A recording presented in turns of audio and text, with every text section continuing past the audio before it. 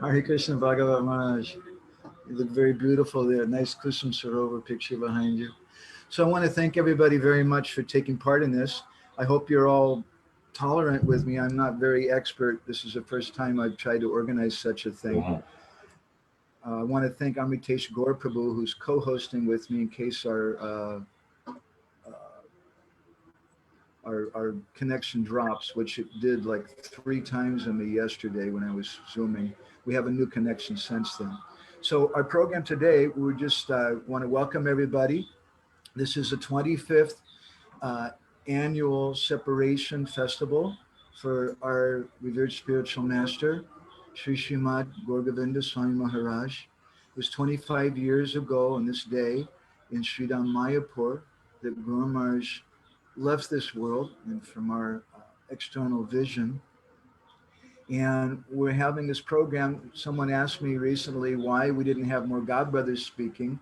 I'd like that. But here in Bhubaneswar, many God brothers are speaking, and also I think in Belgium and France and different places. We wanted to have some special friends online. And also the temple asked me to keep it to 2 sessions for certain times on these 2 days. So it'll be today and tonight, starting Indian time, 6:30 to 8:30 p.m. And then the same times again tomorrow. So we're going to start today with a short video clip, just about 5 minutes of Guru Maharaj. It's titled Develop Greed for Sadhu Sangha, just to set the tone. And then we'll hear something from Chaitanya Chandra Prabhu, Devamrita Maharaj, Parthasarathi Maharaj, and then we have our Bhagavat Maharaj, and then Raghava Pandit Prabhu, and then our dear God sister Anuradha Dasi, and then Vaijayanti Mala Mataji. And then we'll have, if anybody has any questions or comments, we'll give 10 minutes or so for that if all goes well. We're not expecting everything's going to go well, though, because it's the material world that just doesn't work like that. So I want to turn on this video now of Guru Maharaj.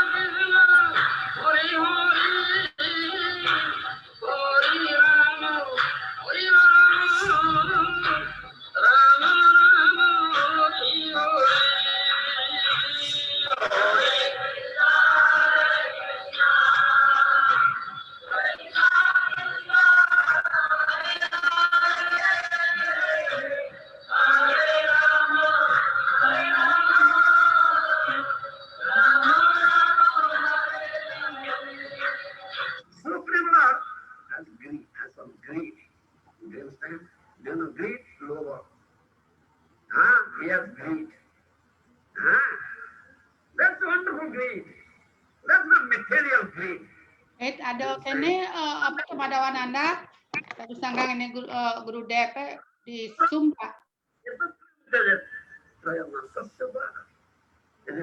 Gita, Gita Krishna said, give up these three: Kama, Krodha, Lobha, love, greed, and anger.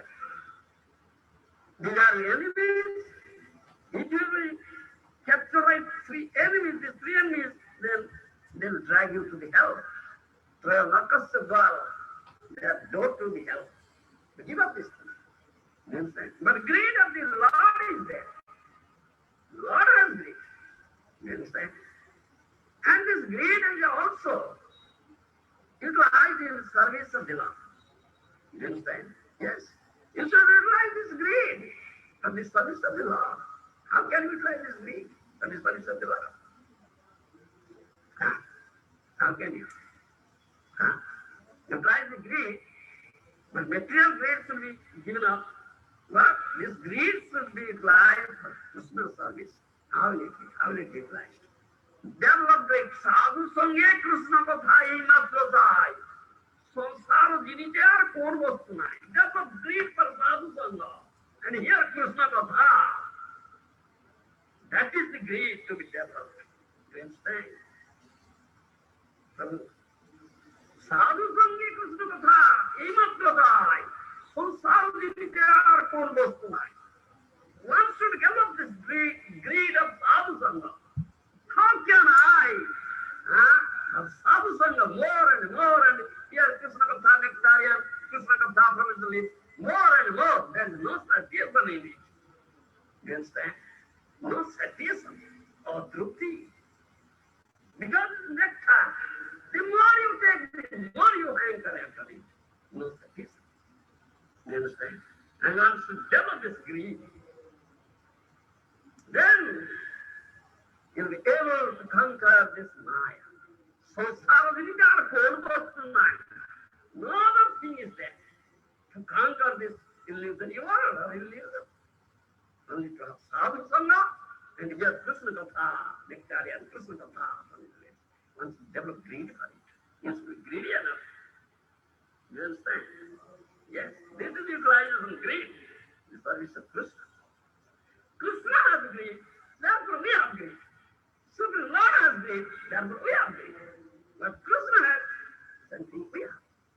Because we are eternal part and parcel of the Supreme Lord. Isn't it? Manipanso Jiva Mukhi, Jiva Bhutta Sanatana. Eternally we are part and parcel. Supreme Lord, what Supreme Lord has, we have. So he has greed, that we have greed. But that greed should be utilized for the service of humanity. All right, very good. You make advancement in the spiritual path. You understand? And if you misuse it, abuse it, and develop material greed, then it will drag to the hell. You understand?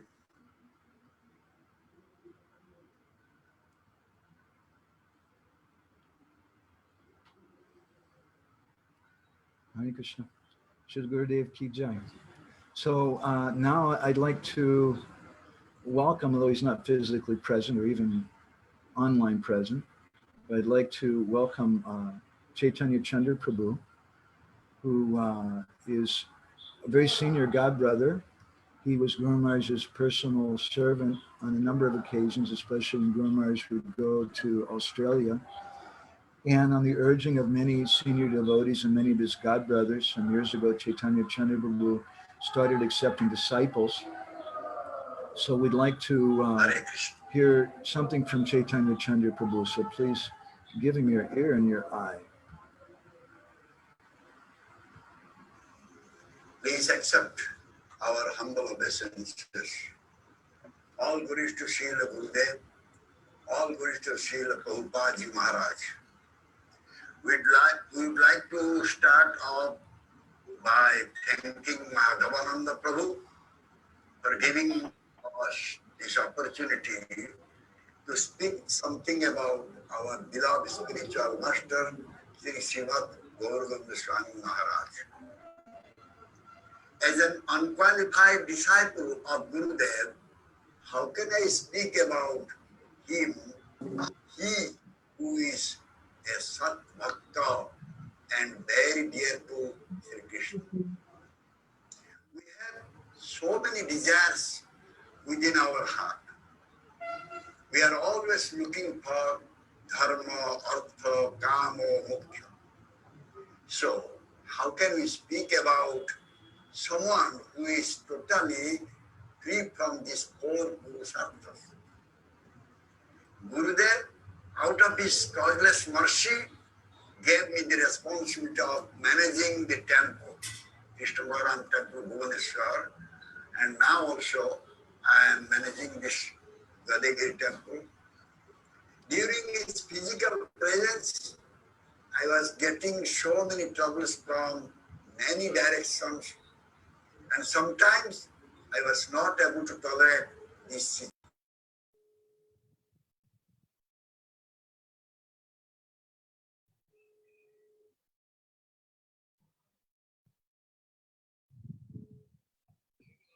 I'm not hearing him now.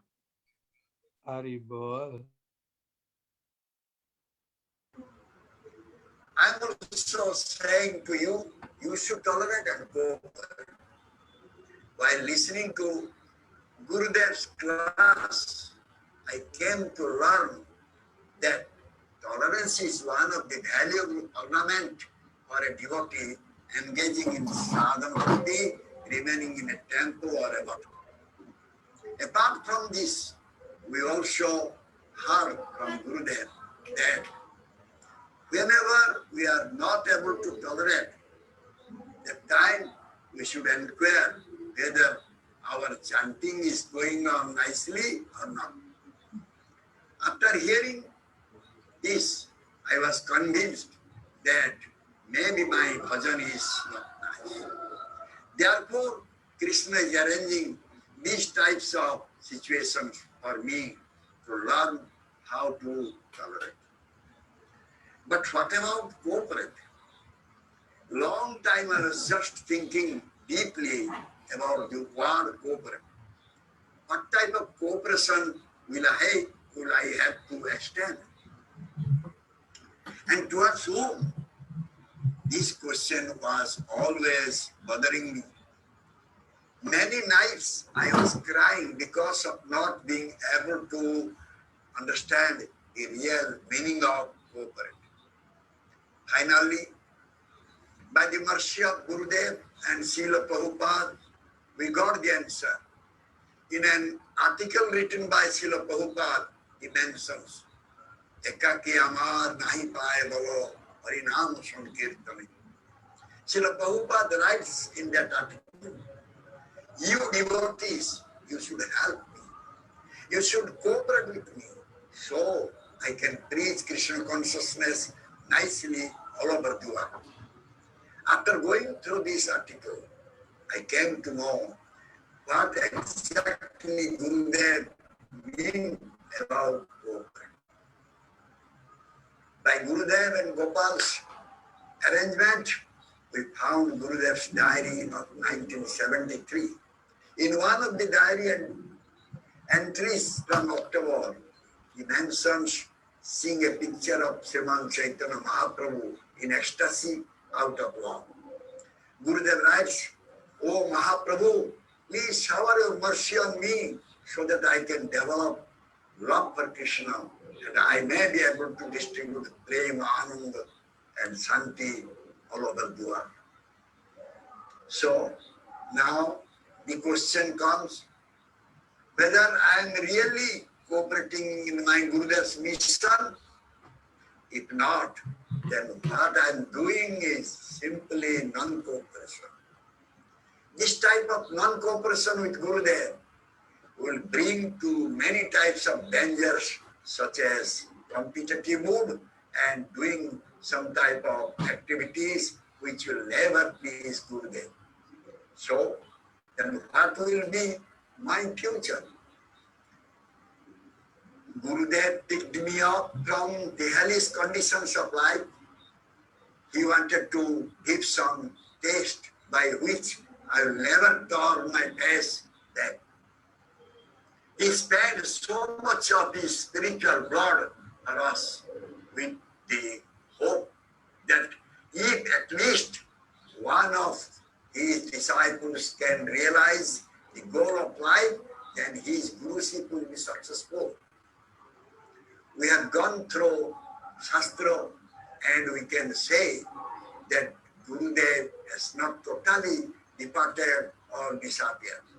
Still he is with us. But are we really feeling the presence of Gurudev? If we can really feel his presence, then we'll never dare to do things which will not be appreciated by Gurudev. So, on this auspicious occasion, I am praying to Gurudev that he should chastise me, but should not throw me out from his association. I am really helpless.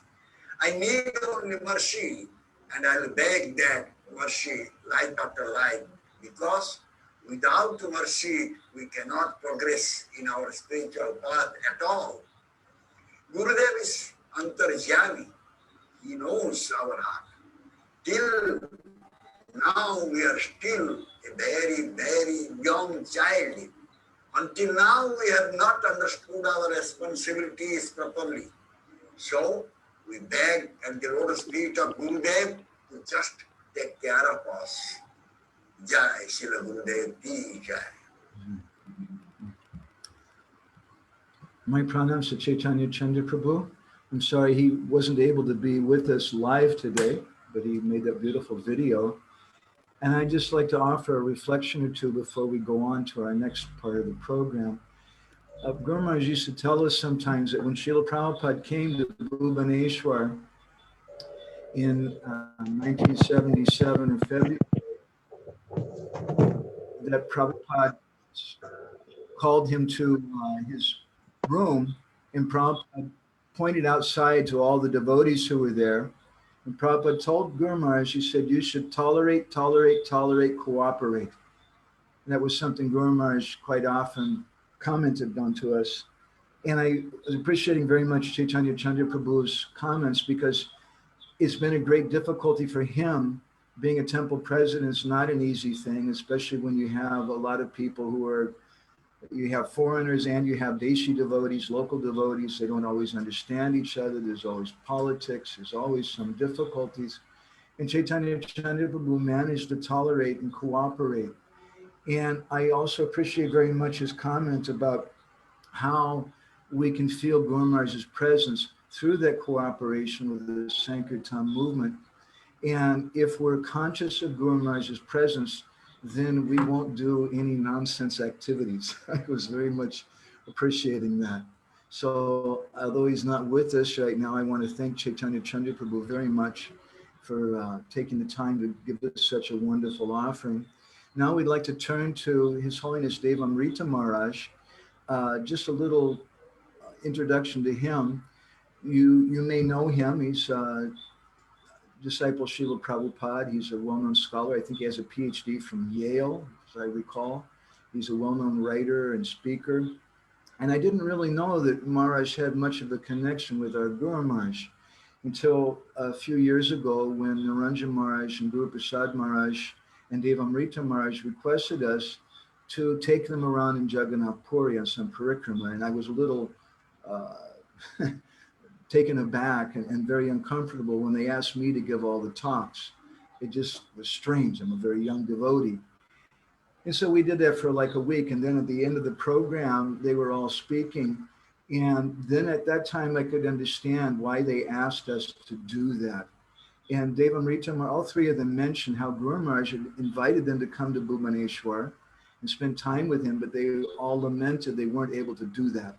And so they thought, well, at least we can go and hear from some so-called disciple of his and some of the same kata. So Devamrita Maharaj is a very thoughtful person. He's always encouraged us very much. And I'm very grateful that he took time to make this video for us, just 8 minutes. Om Jnana Jnananjana Shalakaya Chakshur Militam Yena Tasmai Sri Guruve Namaha. Jai Sri Krishna Chaitanya Prabhu Nityananda Sri Advaita Gadadhar Srivasari Gaur Bhakta Vrinda. Hare Krishna, Krishna Krishna, Hare Hare, Hare Rama, Rama Rama, Hare Hare. Vanchakalpatrubhyascha kripa sindhubhyacha patitanam pavanebhyo vaishnavebhyo namo namah. I feel quite honored to be asked to speak something on the occasion of the disappearance day celebration of His Holiness Gaur Govinda Maharaj. I jotted down a few thoughts because generally disappearance days are not the easiest occasion for me to speak. But then again, any chance to glorify an exalted devotee should be acted upon.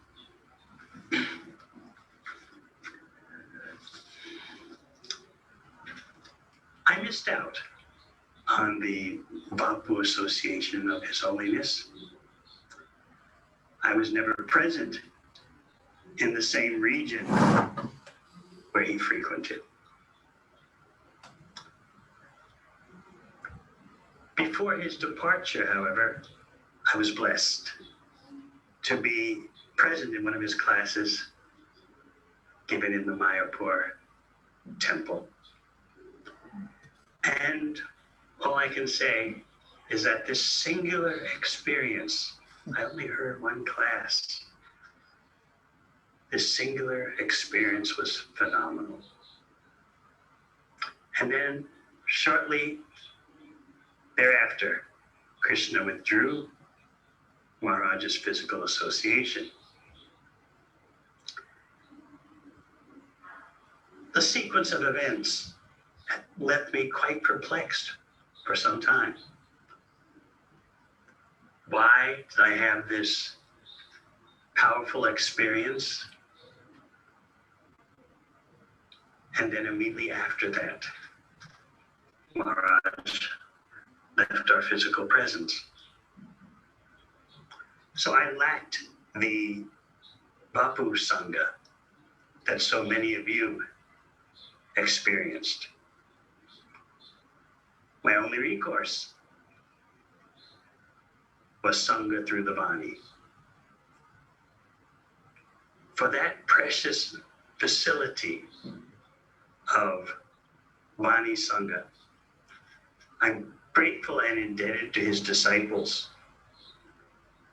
who have worked so industriously to ensure that ISKCON never forgets the awesome contribution of Srila Gurudev Swami.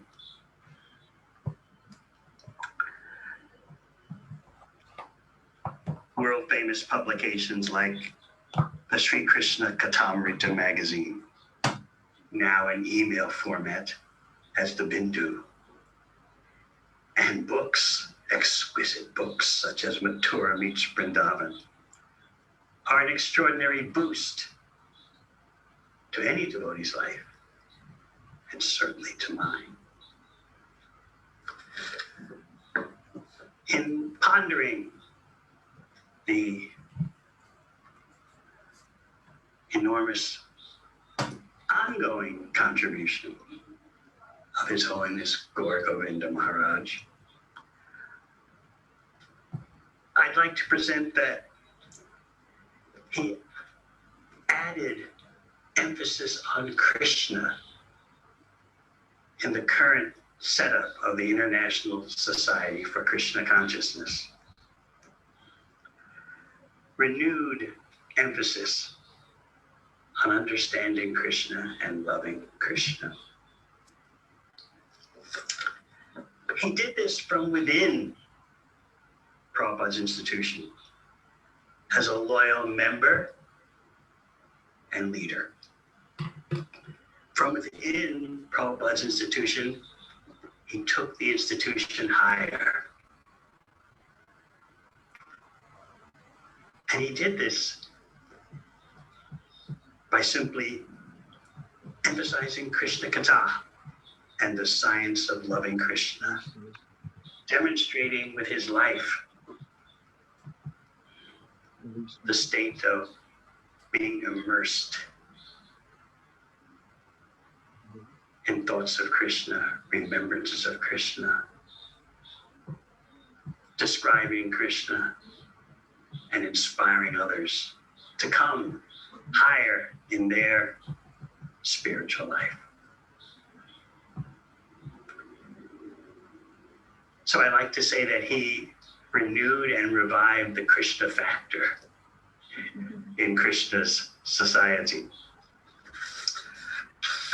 Sometimes in his speaking, in his preaching,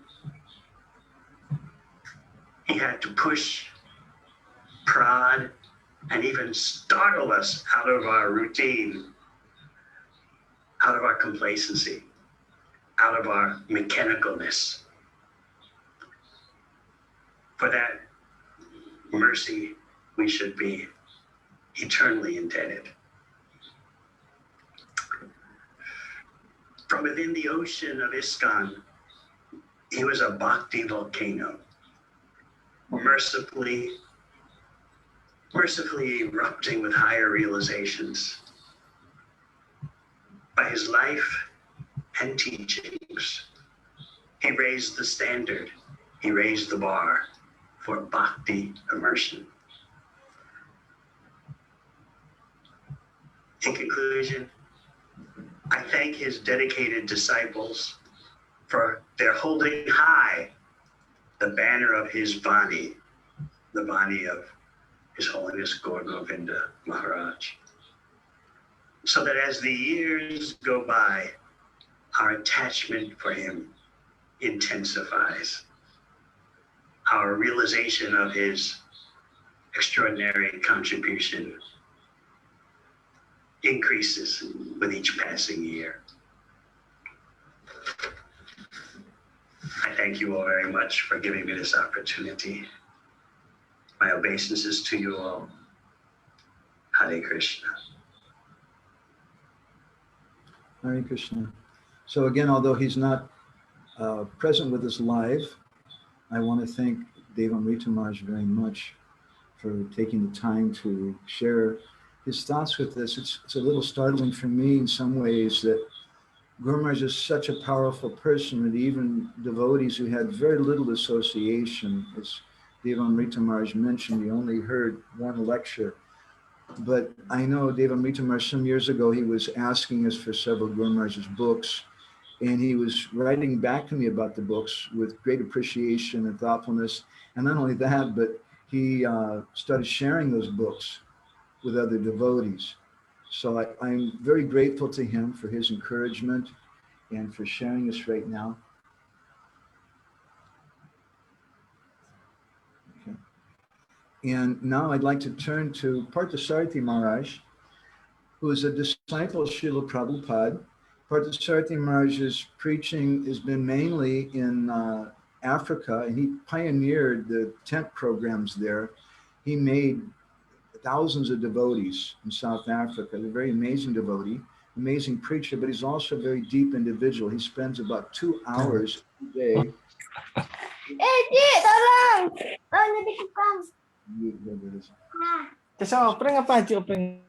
Spends about 2 hours a day, every day, just offering prayers to different Vaishnavas before he begins his japa. And he generally chants japa, I don't know, between 8 to 12 hours a day when he's not preaching in that. He's a very, very deep, thoughtful person. And Parthasarathi Maharaj has also been a great encouragement for us over the years. He had, again, just a little association with Guru Maharaj, but it changed his life. So I'd like to turn to Parthasarathi Maharaj now, the nice video that he sent us. And please give him your ear.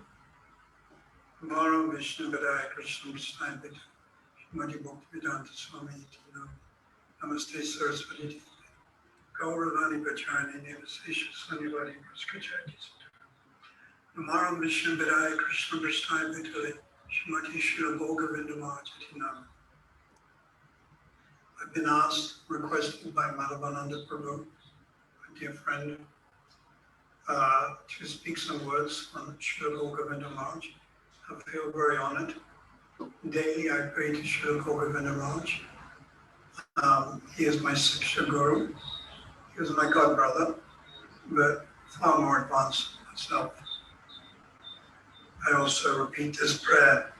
Gopal Gadara Tadim Yakishina Go Govinda Dasikam Naram Dasaram Varam. These prayers to Srila Gurudev Maharaj. As far as I can see, Srila Gurudev Maharaj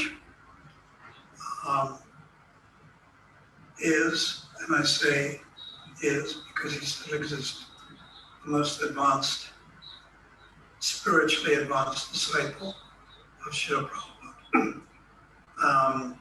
There are many advanced disciples of Srila Prabhupada, many nice grand disciples, but I really believe that Srila Gurudev Maharaj was in a different category, and this is clearly evident from his life, his realizations, his books, his behavior, and so forth.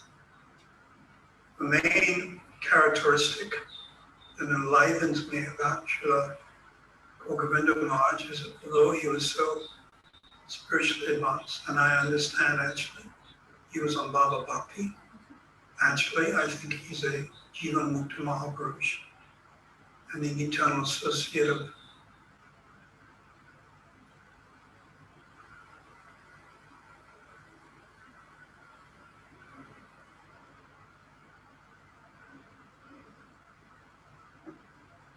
eternal associate of Prabhu.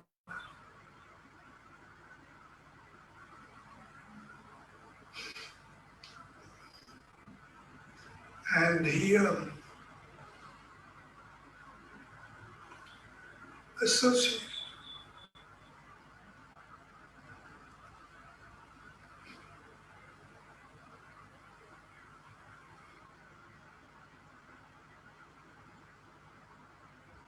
although he was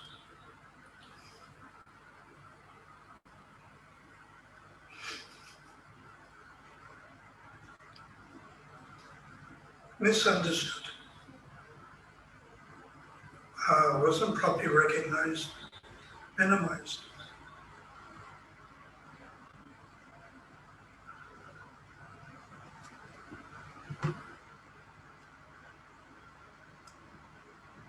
Still, he continued in Prabhupada's mission.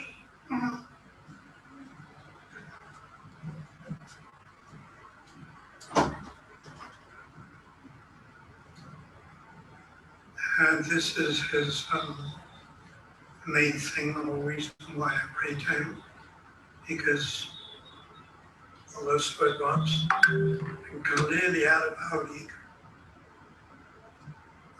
allowed, stayed within the ISKCON mission, although there were so many problems, as I said, misunderstood. But he continued to serve Prabhupada, develop his area in Orissa, and he traveled and tried to preach to the preachers. So this example is very wonderful. Of course, Rasik Vaishnava, but what can you say about Braja Bhakti? He told me, he gave me the example, preaching to the blind, selling glasses. That's right, selling glasses in the land of the blind. Or he also wrote, trying to explain Braja Bhakti is like giving a frog ghee. So, as our society matures, we begin to realize his position. And of course, I don't mean to minimize the position of other God brothers and God sisters. They're also very nice, very advanced. And I think our society will become more healthy when we realize how Srila Govinda Maharaj's unique position. And we follow his example. In other words, we stay within the preaching mission of Prabhupada, although there are faults, although GBC may make errors, or whatever, still we have an obligation, a duty to stay. And if we see faults, then within the mission, try to rectify them and do it according to our realization. Govinda Maharaj was very powerful. He could say things about the jiva. We are not so powerful. We don't have that credibility. So we just peacefully preach and we pray. Lord Chaitanya prayed. Krishna's Kaviraj says that Shri Rupa Hridaya Shakti Sancharila, the Lord Chaitanya entered the heart of Rupa Goswami, Sarvashakti, and revealed to him Sarvasastra, the conclusion of all scriptures. So we pray that our God brothers, God sisters, and members of ISKCON become endowed with proper siddhanta, proper knowledge, and respect. Learn how to respect. It's the important thing. Learn how to respect other Vaishnavas, whether they're in ISKCON or whether outside ISKCON, whether they're in some other sampradaya. We have to learn how to respect, have affection. This is one of the characteristics of Madhyam Bhakti. Bhaktivinoda Thakur said, Madhyam Bhakti. He sees other Vaishnavas as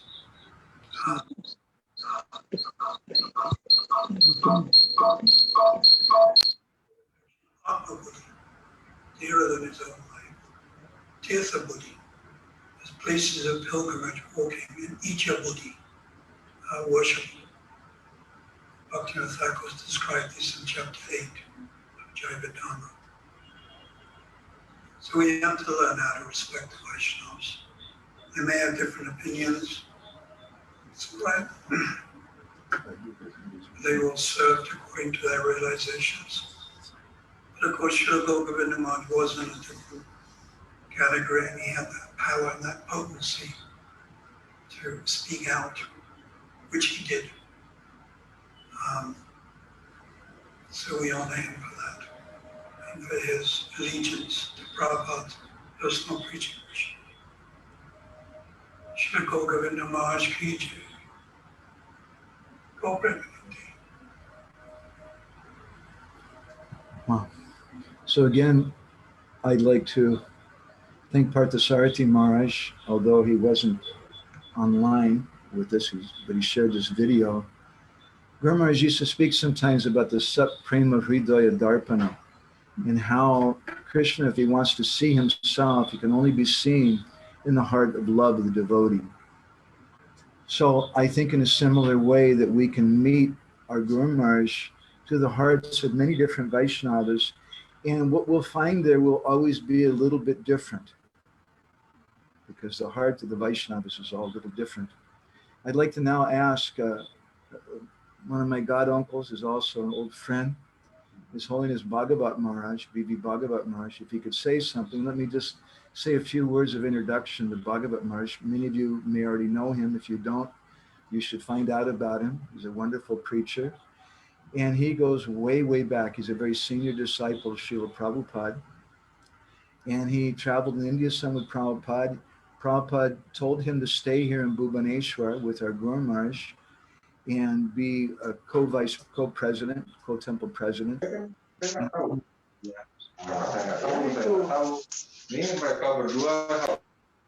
I won't say more about that. This Maharaj may want to say more things in that regard.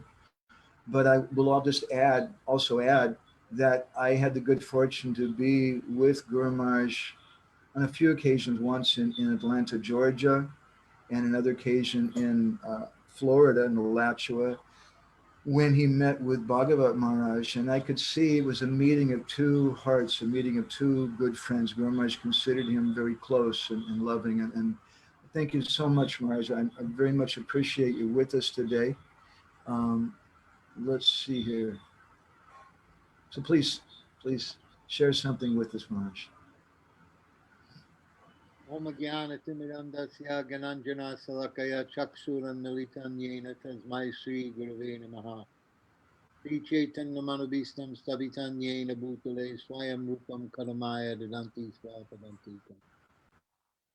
First of all, I'd like to offer my most humble obeisances unto the lotus feet of my Diksha and Shiksha Guru, Nityalila Pravishta Om Vishnupada Satala Satasisi Mat Srila A.C. Bhaktivedanta Swami Prabhupada.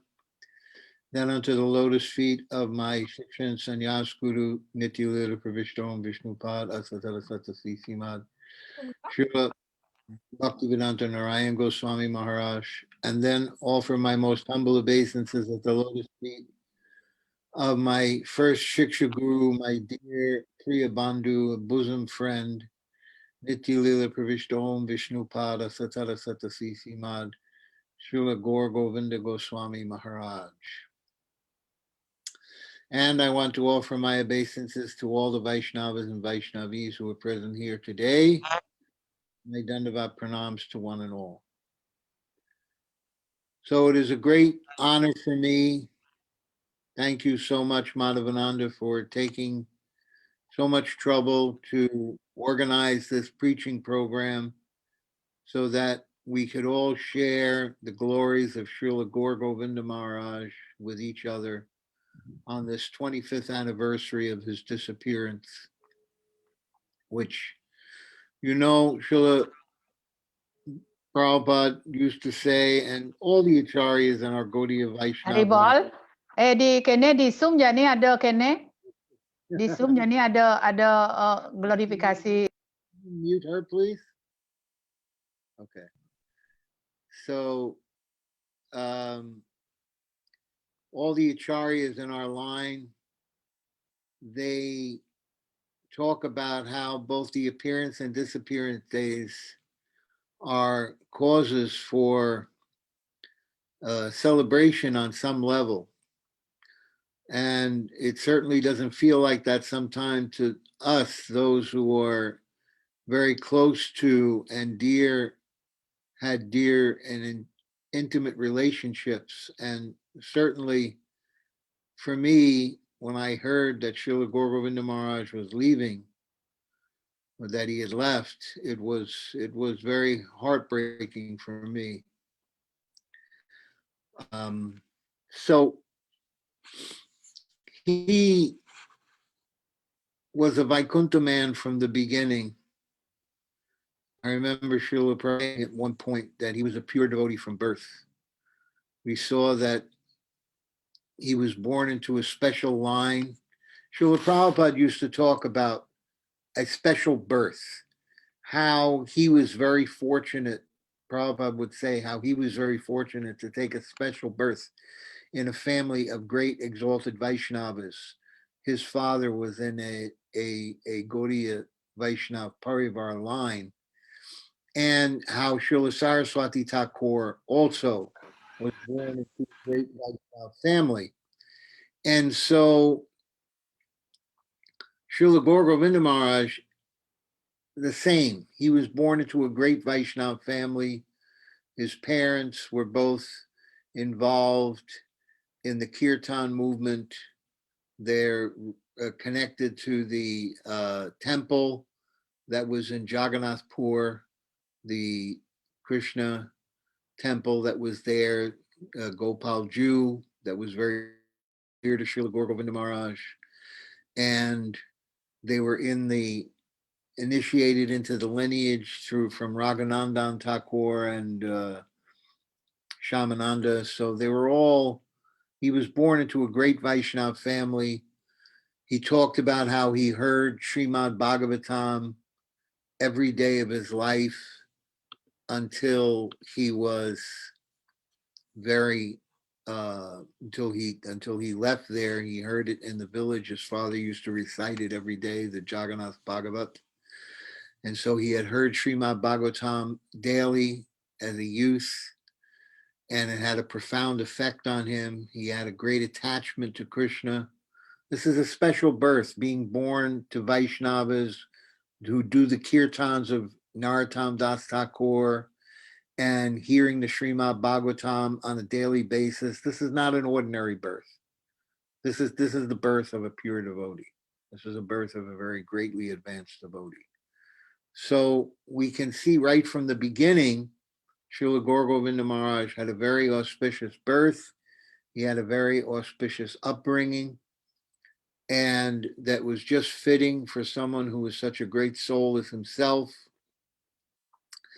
And we see that Srila Gauragovinda Maharaj was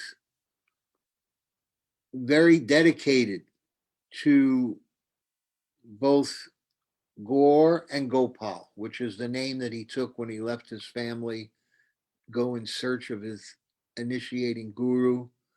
He was born Brajabandhu, but he took the name Gaur Gopal because he said he was in search of a guru who would give him Gaur and Gopal. And he found Srila Prabhupada in Vrindavan, and there he was able to dedicate himself and his entire life to Srila Prabhupada. He said as soon as he read the article in the Back to Godhead about Srila Prabhupada talking about Lord Chaitanya and about Krishna, he understood that, yes, this is my guru. This is the person who is my guru.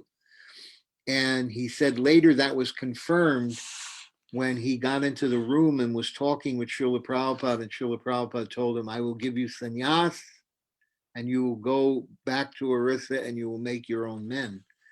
And he understood this is Guru, because Guru is the external manifestation of Paramatma. And this was in my heart that I wanted to take sannyas and that I wanted to preach the mission in Orissa. And he knew that. He knew that. Then I understood, again, further confirmation that this is my Guru Maharaj. This is my Guru Maharaj. He knows my heart. He's the external manifestation of Paramatma.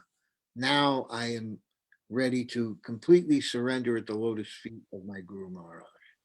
And from the beginning, he was dedicated, performing this intimate service for Srila Prabhupada, translating all of his books into Hindi and then Oriya and Bengali.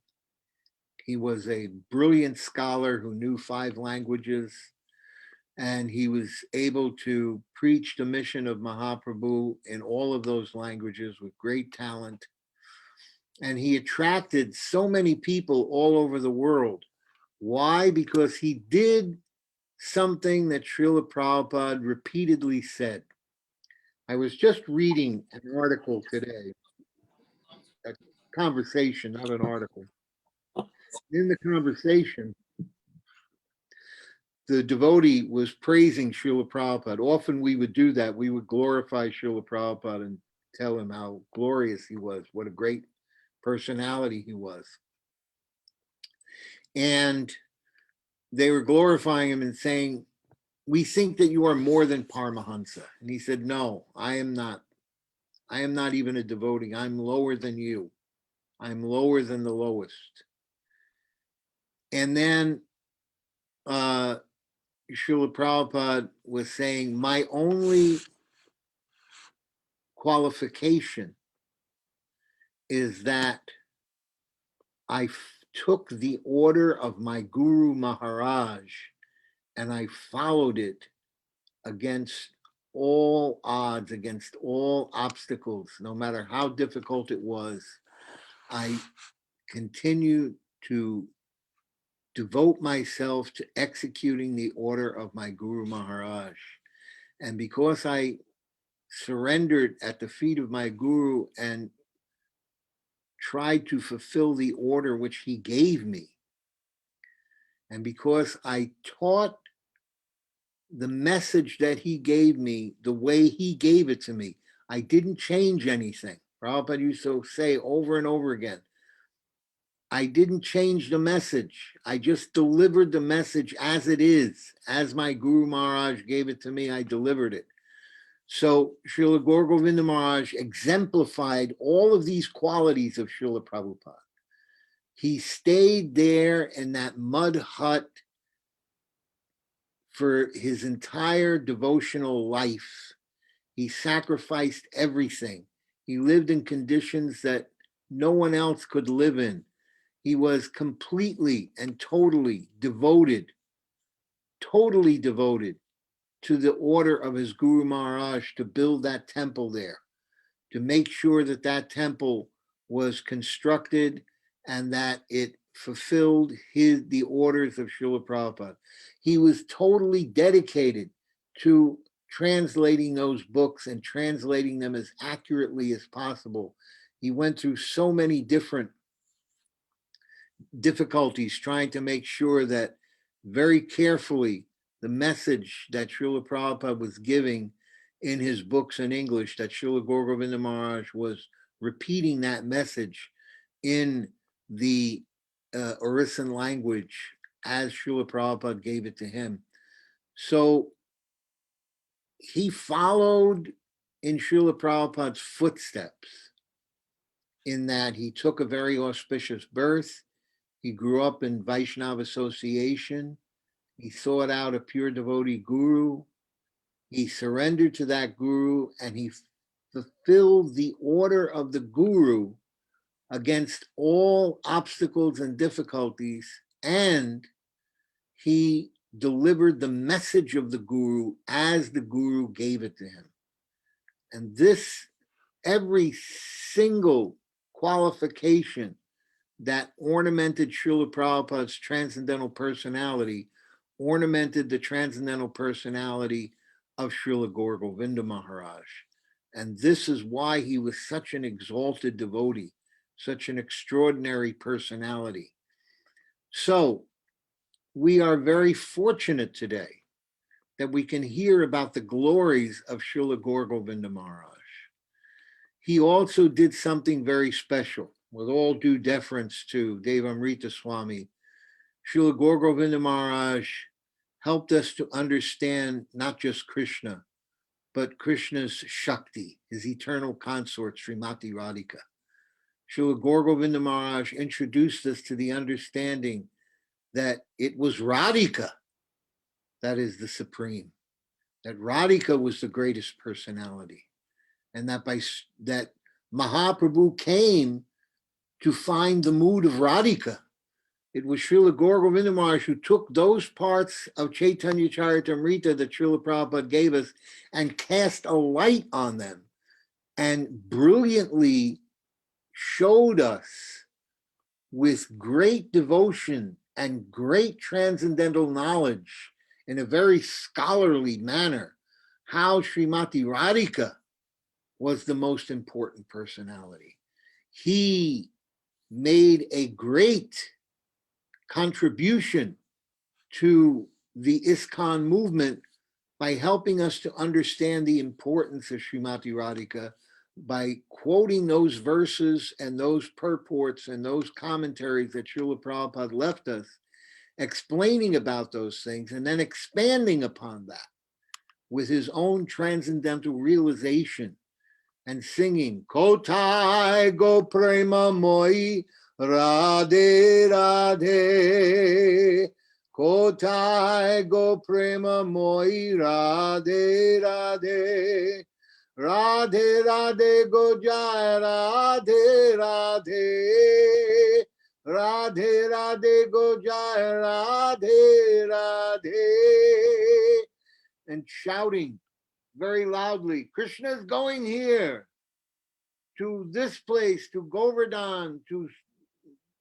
Vamshivat and Keshigat. He's going everywhere.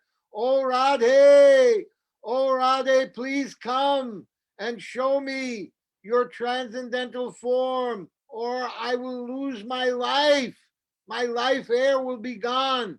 In this way, Srila Gaur Govinda Maharaj used to preach about the glories of Srimati Radhika and show us how Krishna was hankering for the association of Srimati Radhika, that he was going to lose his life air without the association of Srimati Radhika.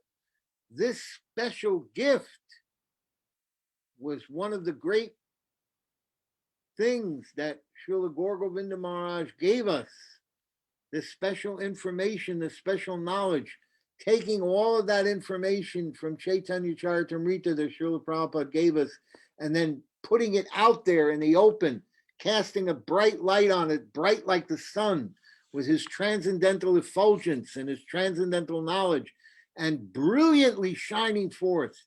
Radhe, Radhe, Radhe, here, this is the goal. This is what we're looking for. This is what Krishna is looking for. This is what we want. We want to be the servants of Srimati Radhika. So we are so fortunate that we had the opportunity to associate intimately with such an exalted personality who gave us such jewels and gifts that we could not understand. I remember how deeply he saw into everything. In that lecture in the book, Mathura Meets Vrindavan, he's talking about that verse about Jamadagni becoming one of the 7 stars in the Saptarishis. And he says, you think this verse is only about stars, but you don't know that every verse in the Bhagavatam is about Madhurya Ras, about Krishna's relationship with Srimati Radhika. And then he takes the whole lecture and he comes to explain what the meaning of that is. How fortunate we were. How fortunate we were that we had such an exalted devotee who could see between the lines and into the deep meaning of every little verse in the Bhagavatam and all of the different aspects of the verse, every word, and measure it and explain it in great detail, like the previous acharyas, like Jiva Goswami and Vishwanath Chakravarti Thakur. Every vowel, he was able to go into it in great depth because of both his knowledge of language and his transcendental knowledge, which was, of course, the most important. So I cannot begin to fortunate and how lucky I was to have at such a young age the association of Srila Gurudev Maharaj. I was only 26. I was a child. I was a boy.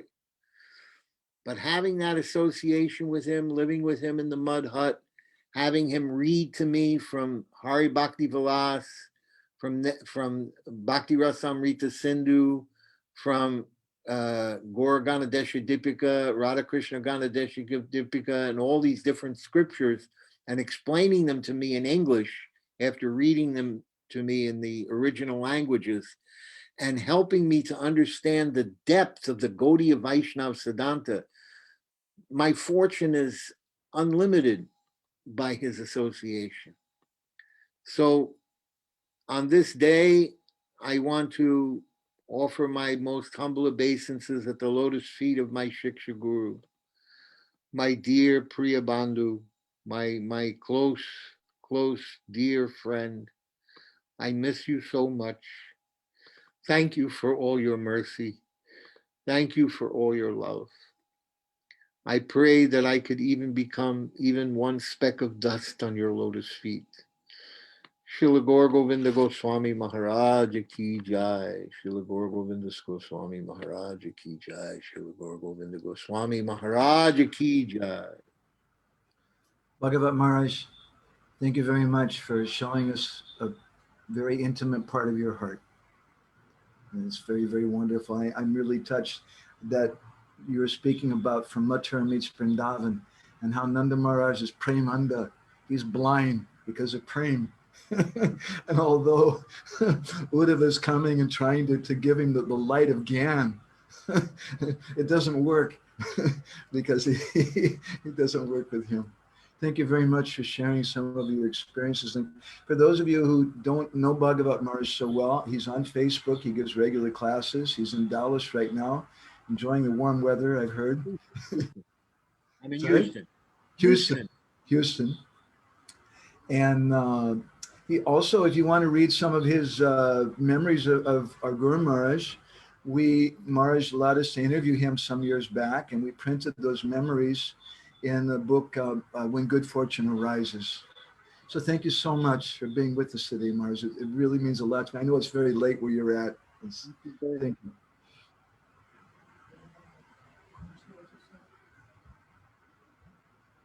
I said, thank you for the opportunity. I wouldn't have missed it. And I'm going to ask to beg your pardon because it's 11 p.m. now. And Yeah. Thank you very much, Maharaj. Hare Krishna. So now we have another very special devotee that we want to ask to speak something. It's an old dear friend, Raghava Pandit Prabhu, and it's also very late for him. So I don't want to spend too much time speaking about him, but I just want to say a few words. Raghava joined at a very young age. He's a very beautiful, handsome person. He's still beautiful and handsome. He's just got a few more gray hairs now. But I'm staying right now in the Bhuvaneshwar Temple guest house. We'll put these pictures up behind us.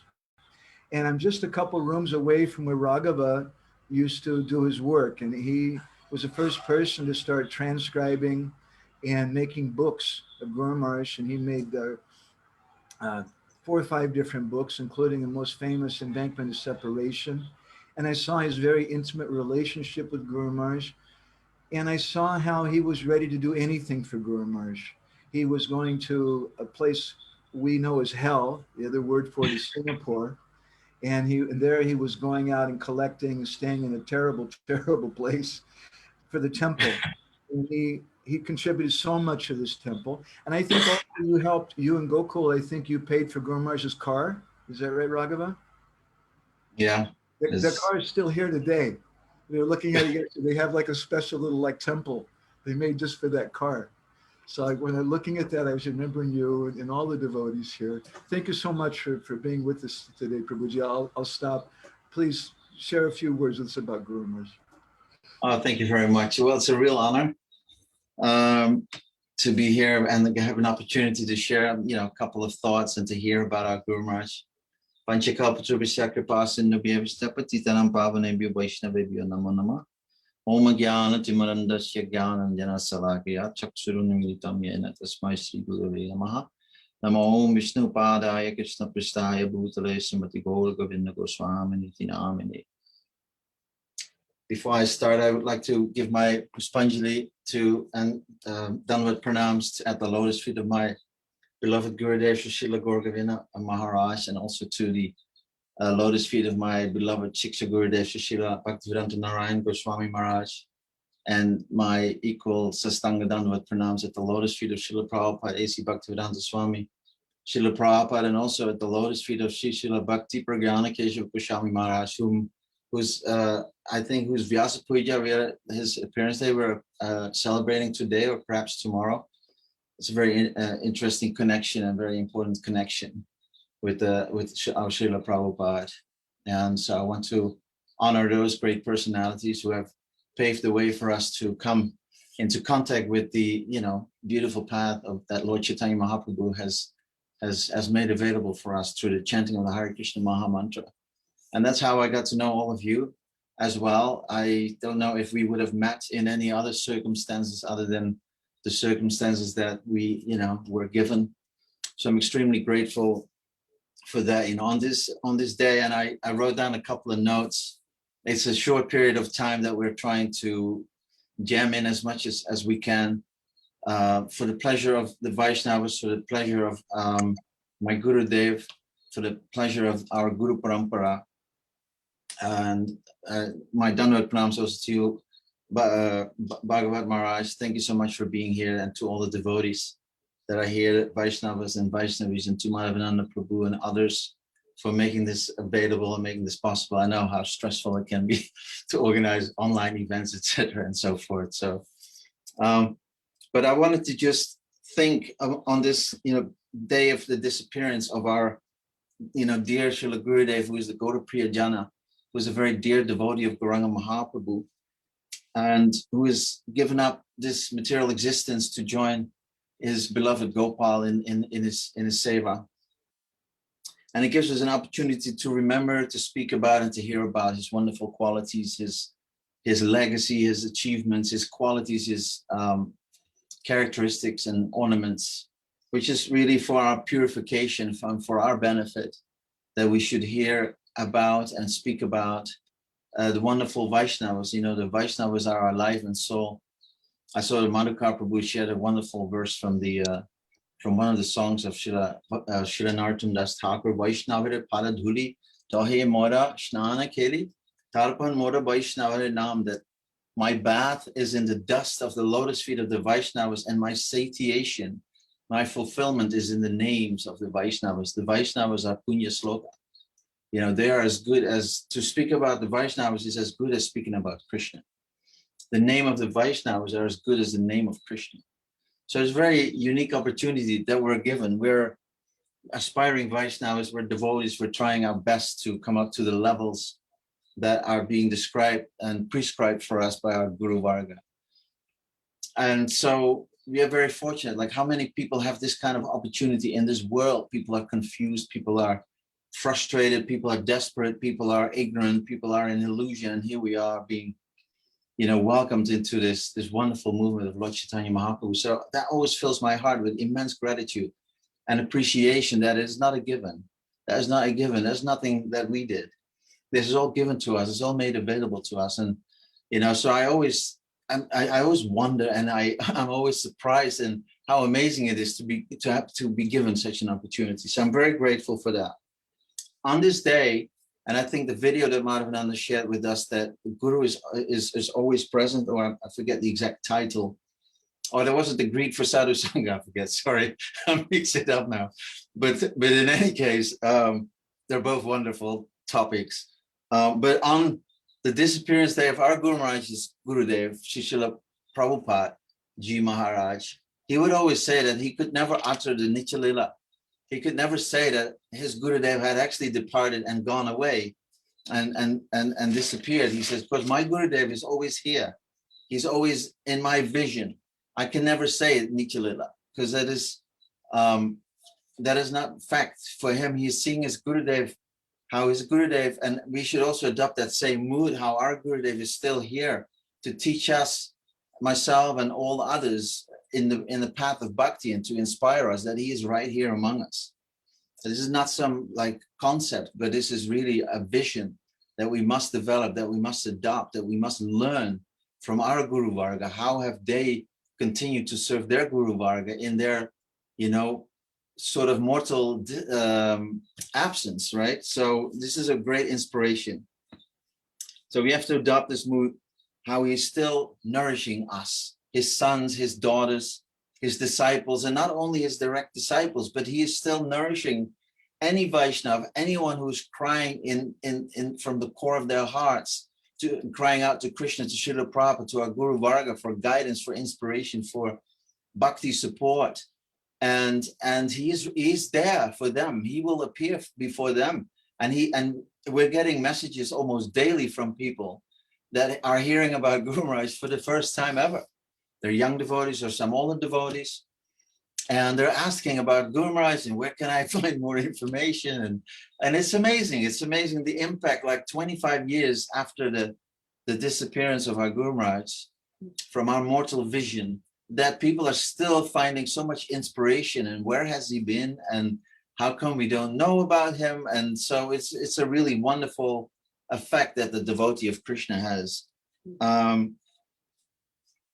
So I was just going to say that this is not only true inside of ISKCON, of course, which is the main institution, or the institution where our Srila Gurudev served his Gurudev, but this is also true outside of the boundaries of the ISKCON society, the International Society for Krishna Consciousness. Like in so many temples, in so many mats all over the world, our Gurudev is being glorified on his appearance day and his disappearance day. And this, whatever opinion you may have about all these things, but this to me is like wonderful, to see our Gurudev being glorified by so many devotees that have no direct connection with him, but just are in awe of his character, of his devotion, his Guru Nishtha.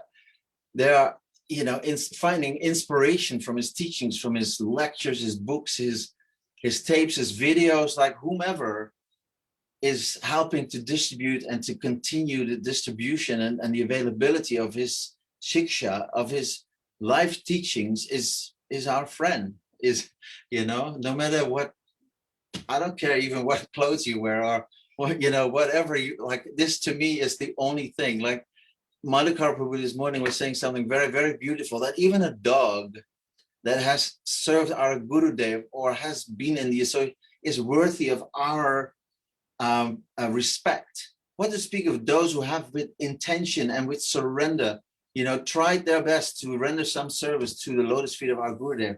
They are our heart and soul. This is very, very important. I'm trying to cultivate this mood in my own heart, to always see the essence of what the devotees are trying to do in order to distribute our Gurudev's teachings, to uphold his legacy and with dignity and prestige, etc. This is very wonderful. And I want to thank also Bhagavad Maharaj for sharing so much today, but also any day when Maharaj has an opportunity to speak. It fills my heart with joy when he mentions even a line or a paragraph or whatever you give him. He will fill it up with glories of the Vaishnavas, including our Gurudev. It always fills my heart with so much joy. You have no idea. And also seeing the other devotees like Devamrita Maharaj and I forget a Maharaj from South Africa, like so much love, Parthasarathi Maharaj, so much love and devotion and respect and adoration and just, it's really wonderful to see. It fills my heart with joy. Like anyone who's a friend of my Gurudev is my friend, So this is very wonderful. I just want to, and the reason why that's possible, I find, is that Gurudev finds a way to those who are simple-hearted, right?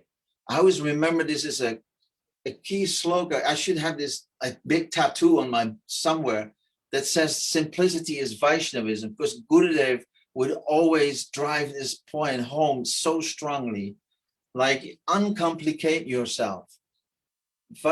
Simplicity is Vaishnavism. Those who are simple are natural Vaishnavas. This is what I'm trying to somehow cultivate in my complicated, ego mind, that is completely entangled in the rights and wrongs of this world and all of that, to just simply be a Vaishnava or try to follow the teachings of our Guru Varga, and simply with love in our heart, give praise to the Vaishnavas, worship Gaur Nityananda, Radha Krishna and Vrindavan, and,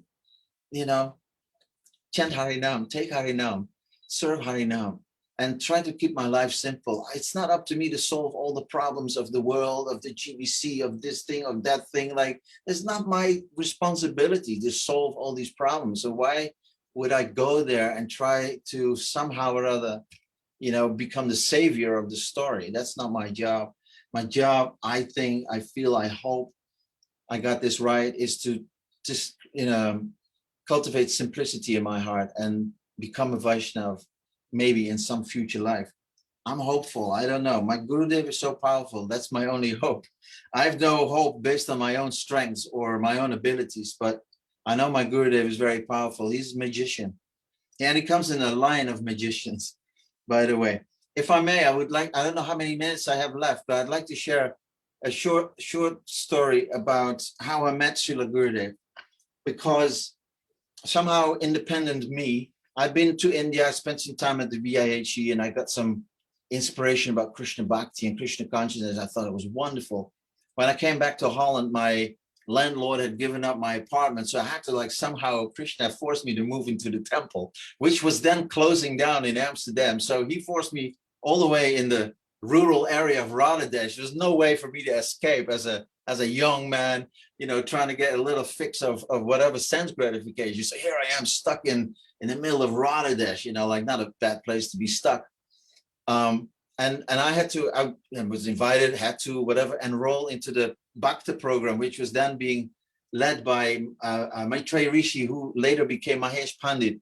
So I'm always indebted to him and I'm very grateful to him. And I've let him know also recently, when he just called me on the phone, all completely off guard. And he, as part of our Bhakta program, he says, okay, everyone, pack your bags. Today we are going to see the Padayatris who are visiting us from the UK, I think. This is 1991. And there's a sannyasi there that we must hear from. So we all went, not knowing what to expect. And that's when I heard and saw Guru Maharaj for the first time. And he was speaking about the mercy and the power of Lord Nityananda, and how we should beg and pray for the mercy of Lord Nityananda if we want to truly be connected with a Satguru. And so, being young and in this Bhakta program and looking for what are my steps for my development, like the idea of Guru Padasroy, of accepting a guru, becomes viable, becomes an important next step. Otherwise, we're just hanging around the devotees a little bit and take some Mahaprasadam, and you can continue this for a very long time. But I felt like in order to make that next step, I needed to put that thing, to sort of open my heart to finding that person who could guide me. And so I saw Gurudev, whom then I, thought, wow, he's different than what I'm used to seeing. Most of the sannyasis, most of the preachers that come through, there's a certain style, there's a certain walk, there's a certain color, and everything was different about him. But supremely joyful and extremely, knowledgeable and That's what I'm used to doing with the Chinese. grave, So I was very impressed. And the next day, I think he visited Radha Desh temple. So again, I was taking notes, like my life depended on it. And I later came to realize that my life did depend on it. But so then after some time, I decided to go to India quite independently. And I went to the VIHE courses in Vrindavan for Kartik. And then later on, I moved to Mayapur. And I was having a samosa one night, sounds very interesting, at the restaurant. And this devotee comes sit next to me. He said, man, I just been to a really nice darshan. I said, well, who was it? He said, Gaur Govinda Maharaj. He's on the 5th floor, or I forget the floor, room number 80 or 81, right? In the conch building or some building. And you should come, it's amazing. I said, oh yeah, I met him. So anyway, I go the next evening, and I think 3 or 4 nights in a row, I go there, I'm totally hooked. I knew in my heart, he's my guru. So at the last, I had some questions in my mind, and the last darshan before Gurudev was going to go back to Orissa, to Bhubaneswar, I had some questions, and I thought I'll wait until his darshan, the talk is over at night. Maybe, I don't know, maybe some 10 or 15, maximum 15 devotees were in his room. And I thought I'll wait and then I'll ask. I'm a bit shy. But while I'm sitting there, you know, thinking about my questions, he's answering these questions. So I'm like, wow, this is pretty far out. And then at the end of his darshan, he looks me right in the eye and he says, so are all questions answered? I was like, Haribol, you know, like, yes. So I was like, whoa, I waited till everyone left the room and I paid my full Dandavat pranams. I tried, I mean, at least externally. I'm not trying to make this into, you know, like my story. But I asked him to accept me as a disciple. And he says, well, he says, just as a guru should scrutinize the disciple for a period of time, similarly, disciples should also scrutinize guru before you can enter this relationship. So you should come to Bhubaneswar and hear, because unless you're here, how can you develop Shraddha? So he can help you. And he was pointing at my Gokul Das, god brother to be. And so he helped me out with ticket and whatever arrangements to get on a train. It was about 10 of us maybe. And we all happily went to Bhubaneswar, and kind of the rest is kind of history. I stayed there for some time, went back to Holland. And there's more to the story. There's so many stories to tell. But eventually I ended up receiving Harinam and Diksha in 92 and 93 respectively, I think. One of the most beautiful things that I remember, or intimate moments, is, there are many, there are so many, but one of them was traveling in Europe, in the US, in Australia. But I do remember in the US when we were visiting New Vrindavan. And, you know, it's always like a very tricky sort of area, like this New Vrindavan project, you know, has had its ups and downs. And Gurudev is there and meeting so many people that have their stories and their history and backgrounds. And Gurudev is just so compassionate and so kind and so understanding and so wanting to help and nourish. And he's staying in a cabin in one of the cottages on the property. And in the evening, there's darshan for, it's not like a big classroom or anything like that in the morning, but this is evening times. It's quite very intimate. And so I'm like, you know, Guru Maharaj is speaking about the most confidential topics of, you know, Lord Chaitanya, why he stayed in Jagannath Puri, and he's speaking Jagannath Mahabhava Prakash, I think. And he's speaking all these wonderful topics that later ended up in the book called The Embankment of Separation, which was a compilation of several occasions where he spoke the same lecture, but sometimes details are left out or added, but they're all part of his pravachan. So yeah, those are some of my dearest moments that I hold very dear. And on a day like this, I just beg again and again at the lotus feet of my dear Gurudev to please forgive me millions and millions of times for all my offenses, for all my shortcomings, for all the bad qualities. Gurudev, I love you. I know you love me. I pray and pray and pray and pray that you don't give up on me.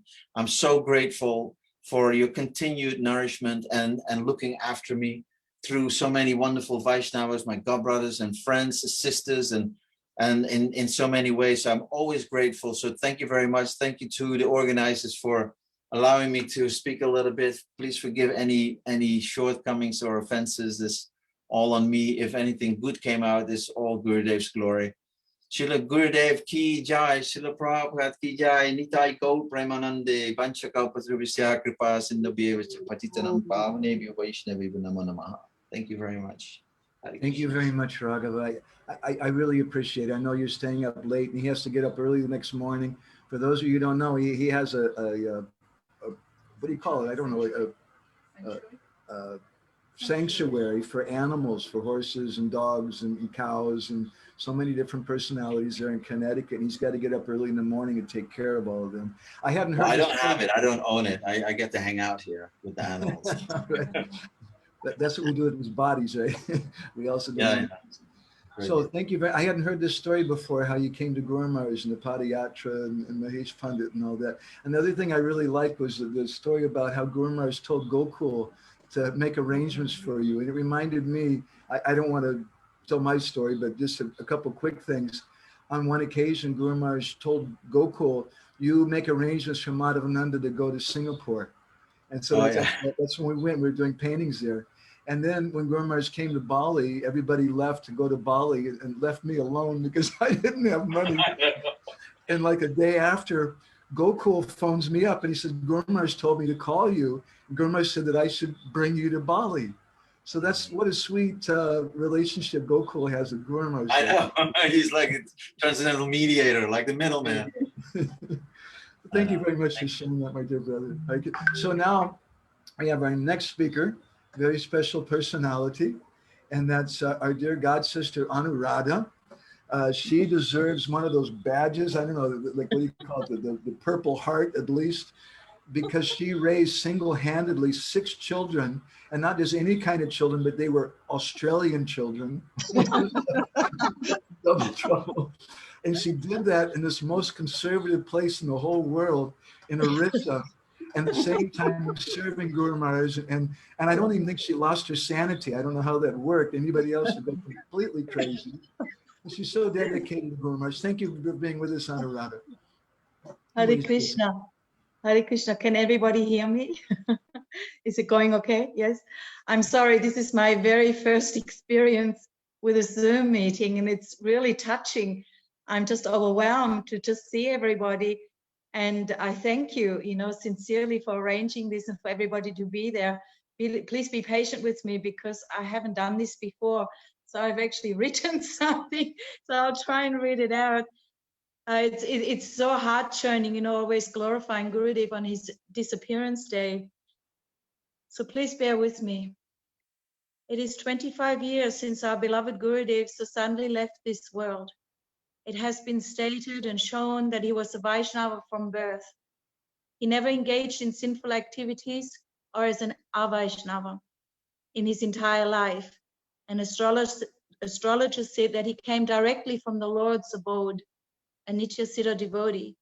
These things have been well researched and documented. Srila Prabhupada affectionately called him my child.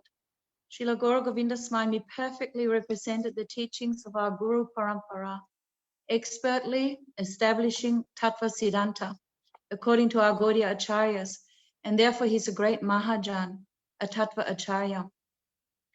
The moment we heard that our Gurudev had left this world was a great shock for us. It wasn't just the tragic news that now we no longer will have the personal association of our loving Father and Guide, no longer witness his ecstasy after Srimad Bhagavatam classes, or hear his belly laughter about the foolishness of material life. It was something far worse than that.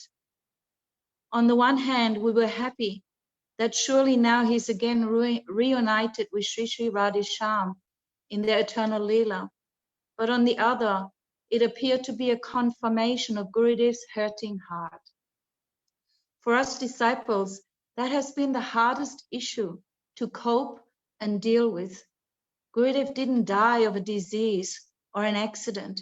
He voluntarily chose to leave this world. The events leading up to his departure are truly amazing and mysterious. As a child, he had witnessed his grandfather exactly doing this, making a decision to go back to the Lord's Nitya Leela, fixing a time and day, and peacefully departing in perfect Krishna consciousness. This is a very rare phenomenon, practically unheard of in this day and age. Now devotees in Mayapur had witnessed this. My meditation today is on the tenderness of a pure Vaishnava's heart. Gurudev was so learned, a determined and powerful leader, a heroic fighter for truth, very renowned sannyasi, totally committed to Srila Prabhupada's service. Srila Prabhupada's instructions to him were his life. He was so humble, caring, loving, very attentive in training his disciples personally. He was never once influenced by the 3 modes of nature, definitely not suffering from any anarthas, never victim to imperfect senses, cheating or being cheated. His heart filled to the brim with Krishna prema. However, at times, his heart hurt. Recently, disciples in a discussion yet again tried to understand Gurudev's sudden disappearance. Was it due to the increasing pain he described to us after each GBC meeting? If you listen to an arrival lecture he gave on the 5th of March, 1995 in Bhubaneswar, after the GBC meetings, you'll hear how he expressed such pain. At that time, in regards to the Jiva issue, philosophical decisions were being made by the GBC according to majority votes, rather than by carefully studying Srila Prabhupada's books and the teachings of our predecessor acharyas. Gurudev was very worried. He had heard that it was being said that Gaura Govinda Swami is against the GBC. He said there was a sword hanging over his head. His heart hurt. And this was practically impossible for us disciples to deal with. Or was it due to the misbehavior of some disciples, or simply Krishna's will? It is not possible to know the heart of a pure Vaishnava. Only he can choose to reveal himself to a deserving surrendered soul. Only a month later, after this arrival lecture, in the beginning of April 1995 in Bhubaneswar, a godbrother expressed some doubt about Gurudev's position. Maybe he could fall down like so many others before. Gurudev was so upset. His heart hurt. He even wanted to reject this disciple. But we managed to placate Gurudev and beg forgiveness, knowing full well that we're all in fact unqualified disciples, capable of vomiting and passing stool on our father's lap. At the time, however, my heart went out to Gurudev, and I spontaneously wrote a letter to him. I expressed how I was so sorry that he had to deal with renegade disciples like us, that he actually deserved to have the association of illustrious pure devotees as depicted, for example, in Bhaktivinoda Thakur's Jaivadharma. I didn't expect a reply. I just knew his heart was hurting. However, a few days later, Gurudev gave me a letter through his servant, dated on the 5th of April 1995. In there, amongst other things, he said, "Thank you for your letter handed to me here in Bhubaneswar, dated on the 2nd of the 4th, 1995. I've read your letter carefully and noted the contents. I'm very happy to have your letter and you set up an example." So this reply confirmed to me that somehow or other I was on the right track. A devotee's heart is very tender. They may be transcendental to this nasty material world, but their heart can pain. For me, this somewhat connects with what would be his last diary entry only a year later on Friday, the 8th, February 1996. He wrote, "Prabhu Gopal, please give mercy. Make Krishna Prema and Bhakti available to this servant. Please make available a proper group of devotees, friends, comrades, and associates. Allow this servant to be successful in the service of Sri Sri Guru and Gauranga."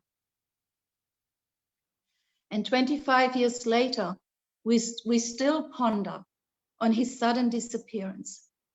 It happened. It's in the past. What did we learn? When Krishna suddenly disappeared during the Rasa dance, we read the following statement in Kavi Kanapura's Ananda Brindavan Champu. Krishna spoke in a tricky way with the gopis in order to solve a difficult problem. He wanted to create unity among the opposing parties of Radha and Chandravali so that everyone could fully taste the rasa. Superficially, he seemed indifferent, but within, he relished the essence of sweetness. Blinded by their attachment, the gopis only took the outer meaning. They could not perceive the hidden reality of his words. And in the next chapter, in the battle of love, the gopis, being completely endowed with prema, served as wish-fulfilling gems satisfying Krishna's every desire for rasa, being free from anger and full of wonderful qualities, the selfless gopis united in friendship. And then a little further, the purity of the gopis' love had been colored by the pride of love, which is unfavorable for the growth of bliss. Krishna instantly created a situation of pain in separation, which acted as a solvent to remove the false color. It is my fervent belief, whatever a pure devotee does is for the pleasure of Krishna and also his way to show mercy to the conditioned souls. May this pain of separation from our beloved Gurudev unite us in friendship so that we may all progress happily on the path of pure devotional service. Let us learn to deal carefully with the tender hearts of pure devotees. Dear Gurudev, please forgive me. I realize I'm the most puffed up and such a proud devotee. Please remove my pride and make me qualified for your service. Let this pain of separation increase and be the means to purify me. Your lowly crow, Anuradha Devi Dasi. Thank you very much, dear devotees. Hare Krishna. Oh. Hare Krishna. Thank you very much, Anuradha. I really, really appreciate it. Anuradha is in Vrindavan now, and she's there with our next speaker, who I'll introduce in a moment. I just want to offer a little reflection or two on what you said. Thank you so much for speaking about this letter that Guru Maharaj wrote back to you. Very short letter, but what I see in that is that as disciples or aspiring disciples, as everyone's been saying, we should want to be empathetic with Gurudev. We should try to understand his pains and make those pains our own. I was also very much appreciating the very sweet excerpts you read from Ananda Vrindavan Champu. Thank you for that. That's Guru Maharaj, I think, would like that very much. And I was also really struck me your comment you made about how may the pain of separation unite all of us together. That's something that we have in common. The gopis are united not just because they all live in the same place, but because they have the same pain in their heart. They have the same feelings in their heart. And that's what will unite us. So thank you so much for such a deep offering and sharing us with this. I really appreciate that. So let me go on to our next speaker now. The very special personality who I don't think I've seen since about 1996. That's Vaijayanti Mala. I don't know if you even remember me, but I interviewed you. Yes, I remember you. We have another Australian here also. We are mates. Old friend. So for those of you who don't know, Vaijayanti Mala has a very, very special connection with our revered spiritual master. I don't know what you want to tell today. That's for you. Yeah. But she was there when Guru Maharaj left his body. She was speaking with him and asking some questions from him. And I don't want to limit you to speak about that, whatever you'd like to talk about. I just want to thank you from the core of my heart for coming here with us today. For those of you who don't know about Jayanti Mala, she's been living in Vrindavan as a sadhvi. She's a disciple of the exalted Srila Bhaktivedanta Narayan Maharaj. And she's a very, very thoughtful, deep person. I'm just so delighted. So delighted. Thank you. Thank you. It's too kind. I don't know what to do with that. Please share something with us. Suswagatam. Okay. Om Agyantimirandasya Gyananjana Shalakaya Chakshun Militam Jena Tasmai Shri Guruve Namaha. Guruve Gaurachandraya Radhikaya Tadalaya Krishnaya Krishna Bhaktaya Tad Bhaktaya Namo Namaha. Vanchakalpa Turubhyastra Kripa Sindhubhye Vachapatitanam Pavanebhyo Vaishnavebhyo Namo Namaha. I offer my unlimited Dandavat Pranam to my beloved Gurudev, Nityalila Pravishtaram Vishnupad Shishima Bhaktivedanta Narayan Goswami Maharaj, by whose mercy I've really come to appreciate Srila Gurudev Maharaj so much. And just yesterday, I found the paper that I'd written a few days after Srila Govinda Maharaj left this world. I'd written my notes, and it was so moving. And then sitting next to Anuradha and seeing her control her tears has made me sort of, it entered my heart, the depth of her emotion. So don't mind. I felt that while my nature is actually more to talk the way Shripad Bhagavat Maharaj, that was amazing, you know, to discuss the Tattva Siddhanta of Srila Gaura Govinda Maharaj and what he gave. Words can't describe, you know, this is such a beautiful glorification, such a beautiful glorification. And I could do that, but for some reason I felt that it was appropriate, because I've never done this before, only a couple of times, to actually describe what happened when he left this world. So I'm offering my millions of obeisances at the lotus feet of Srila Gaura Govinda Maharaj, who gave me great mercy, not just in this final disappearance pastime, but from when I met him also. Sorry, I'm going to try and collect myself a bit. So Chandrika and I, Chandrika Dasi is a disciple of Srila Prabhupada. We were in Mayapur for the GPC meetings. We're both working in the Vrindavan Gurukula, and we had to go there for some related meetings, Gurukul related meetings. And the meetings were on the 4th floor of the Conch building. Srila Gaura Govinda Maharaj's room was also on the 4th floor because it was not possible for him to go up and down the stairs on this day. Generally, you know, he couldn't walk. So they arranged it so that he could easily attend the GPC meetings, and he was in our meetings. And I noticed that when, you know, when he came into the meeting that day, it was the day of Srila Prabhupada Saraswati Thakur's appearance. And Chandrika and I had been to to the Samadhi, his Samadhi, and prayed. And it was such a beautiful, it was a potent day. And we were really feeling a lot of mercy coming. It felt so natural to sit at the feet of Srila Saraswati Thakur and beg for his mercy and pray. And everything we did in that Mutt compound, Radhakund, Govardhan Parikrama, you know, Archaman at Radhakund and Shamakund and Srila Gokashodas Babaji Maharaj, so everything was full of potency. And then we had to attend the meetings, and Srila Gaura Govinda Maharaj came in and sweetly smiled at us.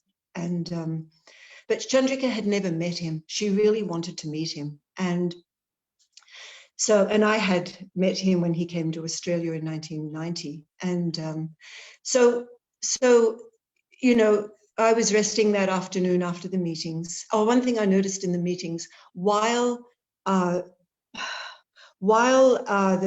people there may not have understood or appreciated the glories of Srila Gaura Govinda Maharaj, I noted and even opposed him.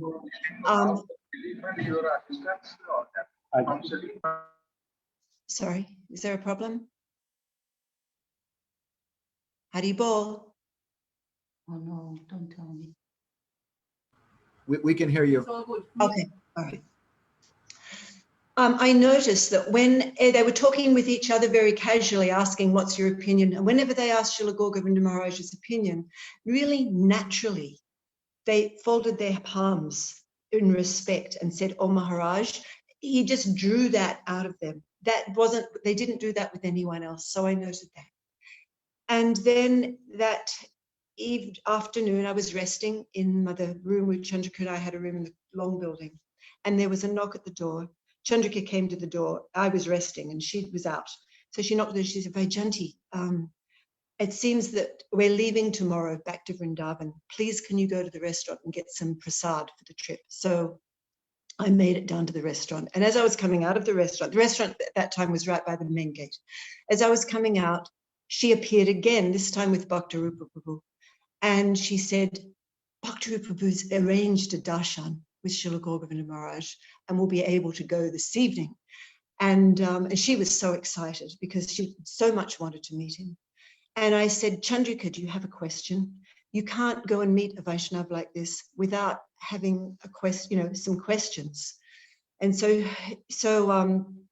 I went off to my room and she went off to the base of the ground floor of the conch building, where I met her later. And she has big handwriting and she's She's like me. We're both very intense, and she'd written pages of questions. So then we looked through all the questions and we considered which one would please him the most. And we never dreamt that we would never get off the first question, but we numbered them. I think we numbered about 4 questions.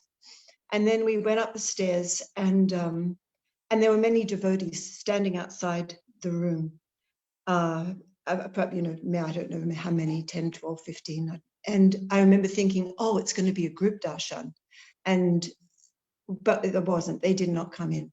And Chandra and I entered the room, and there were 4 brahmacharis, I think, or boys sitting behind. There were 2 beds parallel, and there were 4 boys sitting behind one of the beds. And they did not say one word the entire time. They just sat very quietly. And so we offered our pranam, and Bhaktirupa Prabhu said, this is Chandrika Dasi, she's your god sister, and she has been waiting for a long time to meet with you. And then there was a sweet exchange, and he said, and this is Vaijayanti Mala, she's the wife of Narada Muni. And in Australia, Srila Gurudev Maharaj, you know how he always had that target person when he gave Harikatha? There was often a person in his class, and he'd point to them. Often it was Mathuranath, right? We know. Mathuranath Prabhu. But anyway, when Srila Gurudev Maharaj was in Australia, it was my husband. And so, he'd be like, Narada Muni, do you know that Narada Muni? Do you understand that Narada Muni? And it was a whole thing. And my husband said one day I sort of hid as best I could. And he said he still found him, Narada Muni. So when, she said this is, the wife of Narada Muni, Srila Gurudev Maharaj just laughed very softly, sweetly. And I said, Maharaj, I've been in Vrindavan now for 5 years, since 91. But you've not come you've not come since I've been there. And he said, I can't use he said, I need a commode. Those sitting toilets, not the squat ones. He said, because I had an operation on my foot. And at that point, and I've reflected on this later, what inconceivable fortune we had. He picked up his foot and he showed us the bottom of his foot. I mean, inconceivable blessing. He picked up and he showed us the bottom of his foot and the scar that was at the bottom of his foot. And he said, this is why I can't come. So then Chandrika asked her question, which is how to relate Chaitanya Mahaprabhu's Gambhira Leela with Krishna's Dwarka Leela. They're both feeling separation. And Srila Gurudev Maharaj began to speak. Now, the room, when we entered the room, sorry, my mind's going all over the place, so don't mind if this is not necessarily chronological, sequential. When we entered the room, there was in the building, the conch building, it was full of, it was for the GBC people, and they were all in their meetings. And so naturally, they had their computers, and every single room, you could see the light of a computer as you walk by, and people were walking around with black briefcases, and it's natural. You know what I mean? I'm not criticizing that, but the contrast when we entered Srila, it reminded me of my own Guru Maharaj's room. Like this glowed, this saffron, and it was so soft, and everything was so warm, and there was an altar between the 2 beds, and there were flowers, and just his presence. And that was the one thing that really struck me, the stark contrast. So then he proceeded to speak, and he was describing how Krishna, was now, if it were nowadays, the whole thing would have been recorded, but in 1996 it was not. And so he was describing how Krishna was lying on the bed in Dwarka, and he was crying out, Radhe, Radhe, Radhe, Gopi, Gopi, Gopi. And he's cried it out so loudly. And at the time, there was so much controversy because my Gurudev, his mission was to delineate the goal of the Gaudiya Sampradaya, service to Srimati Radharani, and that was, and always fully backed up with Tattva Siddhant. And that was often misunderstood. So the word gopi had become a no word. You don't say that word. So when he did this, my eyes just went wide. I thought, he is so absorbed in the reality, the absolute reality, the absolute truth. The rules of others and the opinions made no, it didn't impact him. It's not even like he was in defiance of them. It didn't touch him. That, like it didn't touch him. He was absorbed in that reality. And it was beautiful. And while he spoke, he was very, very animated. And he was acting out, Jagannath's arms and the big, big eyes. And he would say this many times, he would talk about, and he was very animated, but very soft. His voice was very soft.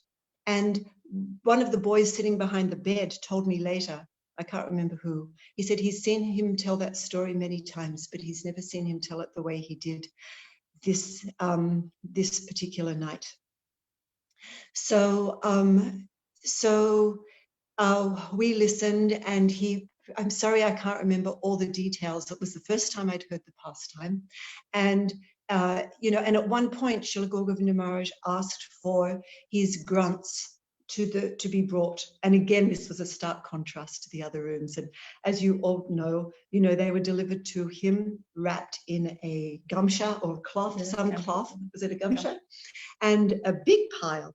And he undid that, and he searched for a book, and he pulled it out, and then he continued telling the pastime. And actually, my back then was in a really bad way. My lower back was so sore. I hope you don't mind, I'm just needing to make it personal, so I'm not meaning to bring in my own, but it is sort of related. It was so sore, and I knew that there were two beds. He was sitting on one, and there was another one in front of me.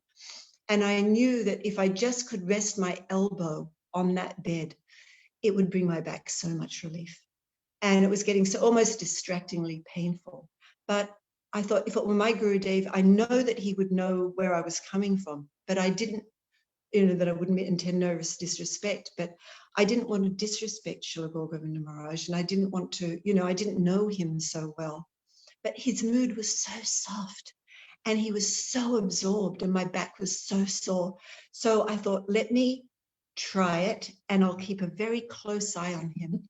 And if he, in any way flinches or expresses disapproval, or that it was inappropriate, then I'll just tolerate. And so, so very slowly I leant over, and I just rested my elbow on the bed, and it did make all, and he didn't flinch. He was in another world. He didn't, there was no, it felt like a natural thing to do, and it was. And actually, I wouldn't have done it under any other circumstances, because I know he wanted proper maryada, and he wanted to see others observing that.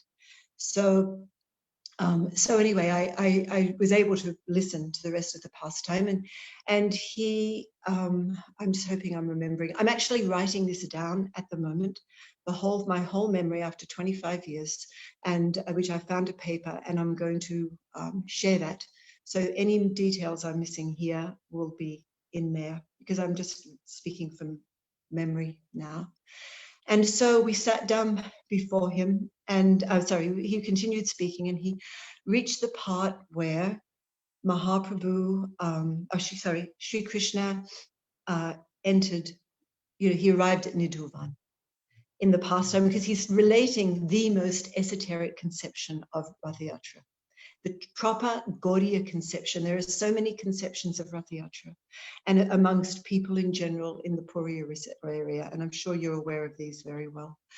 But he was narrating the truly authentic conception of Rath Yatra. So he reached the part where Krishna arrives at Nidhuvan, and Radharani is lying there in a state of such deep separation that she, the only way the gopis could tell if she were still there, still present, was by holding a cotton swab under her nose.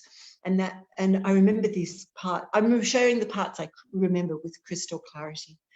And even though I've read the full thing since, and anyway, so the cotton swab was placed under, and then it slightly moved, and they could tell that she was still there. She was still alive. So then Krishna arrived, and Lalita, this is something that's a really strong memory, Lalita whispered in Radharani's ear, and Srila Gaur Govinda Maharaj whispered it so softly, Krishna has come. And then he said, and then Vishaka went to Krishna and said, Srimati Radhika is here. I don't, maybe he said Radharani has come. I'm not, anyway, I'm sure you know this. And then he said, and then Krishna came into the Kunj, and there was eye-to-eye union. And while Srila Gaur Govinda Maharaj had been speaking, he'd reach a certain point in the narration, and he'd sort of slow down and stop. Oh, that's one thing. And at a certain point, his servant turned on the fan. And I noticed that when the fan was turned on, his breathing changed. And you know how, like when someone has asthma, they have this wheezing in their breathing. And I noted that, and I was a little cross with the servant. Why they? I thought the two were connected, the fan and the wheezing, but of course we find out later that this was a symptom of deep ecstasy and deep separation that was in his own heart. But at the time I didn't know that, and I was a little upset with the servant. And I talked about it with Chandrika later. At that moment, she had noticed tears in Srila Gaur Govinda Maharaj's eyes. I did not notice the tears, and she did not notice the wheezing, which I thought the wheezing was, she was sitting closer. I was a little further away. But yeah, we both noted two different things. And then I asked him, but Maharaj, why Puri? Why Puri? I mean, it's a Vrindavan, Dwarka pastime. How does Puri come in? And he started to speak. I cannot remember. This is my eternal regret. I can tell you, I've tried so many times to dredge my memory to try and remember what he said, but it's gone. He spoke for only 30 seconds, 40 seconds. I don't know, something like that. And then he folded his palms and he said, I'm very sorry, I cannot speak. And whereas before, throughout the narration, Chandrika had been asking him, because she was just so at the edge of her seat, she was so excited. We both were, but she was, I was watching her, you know, and I was watching her whole face, and, you know, Bhaktirupa Prabhu also with wide eyes, and Srila Gaur Govinda Maharaj was glancing at him with so much affection.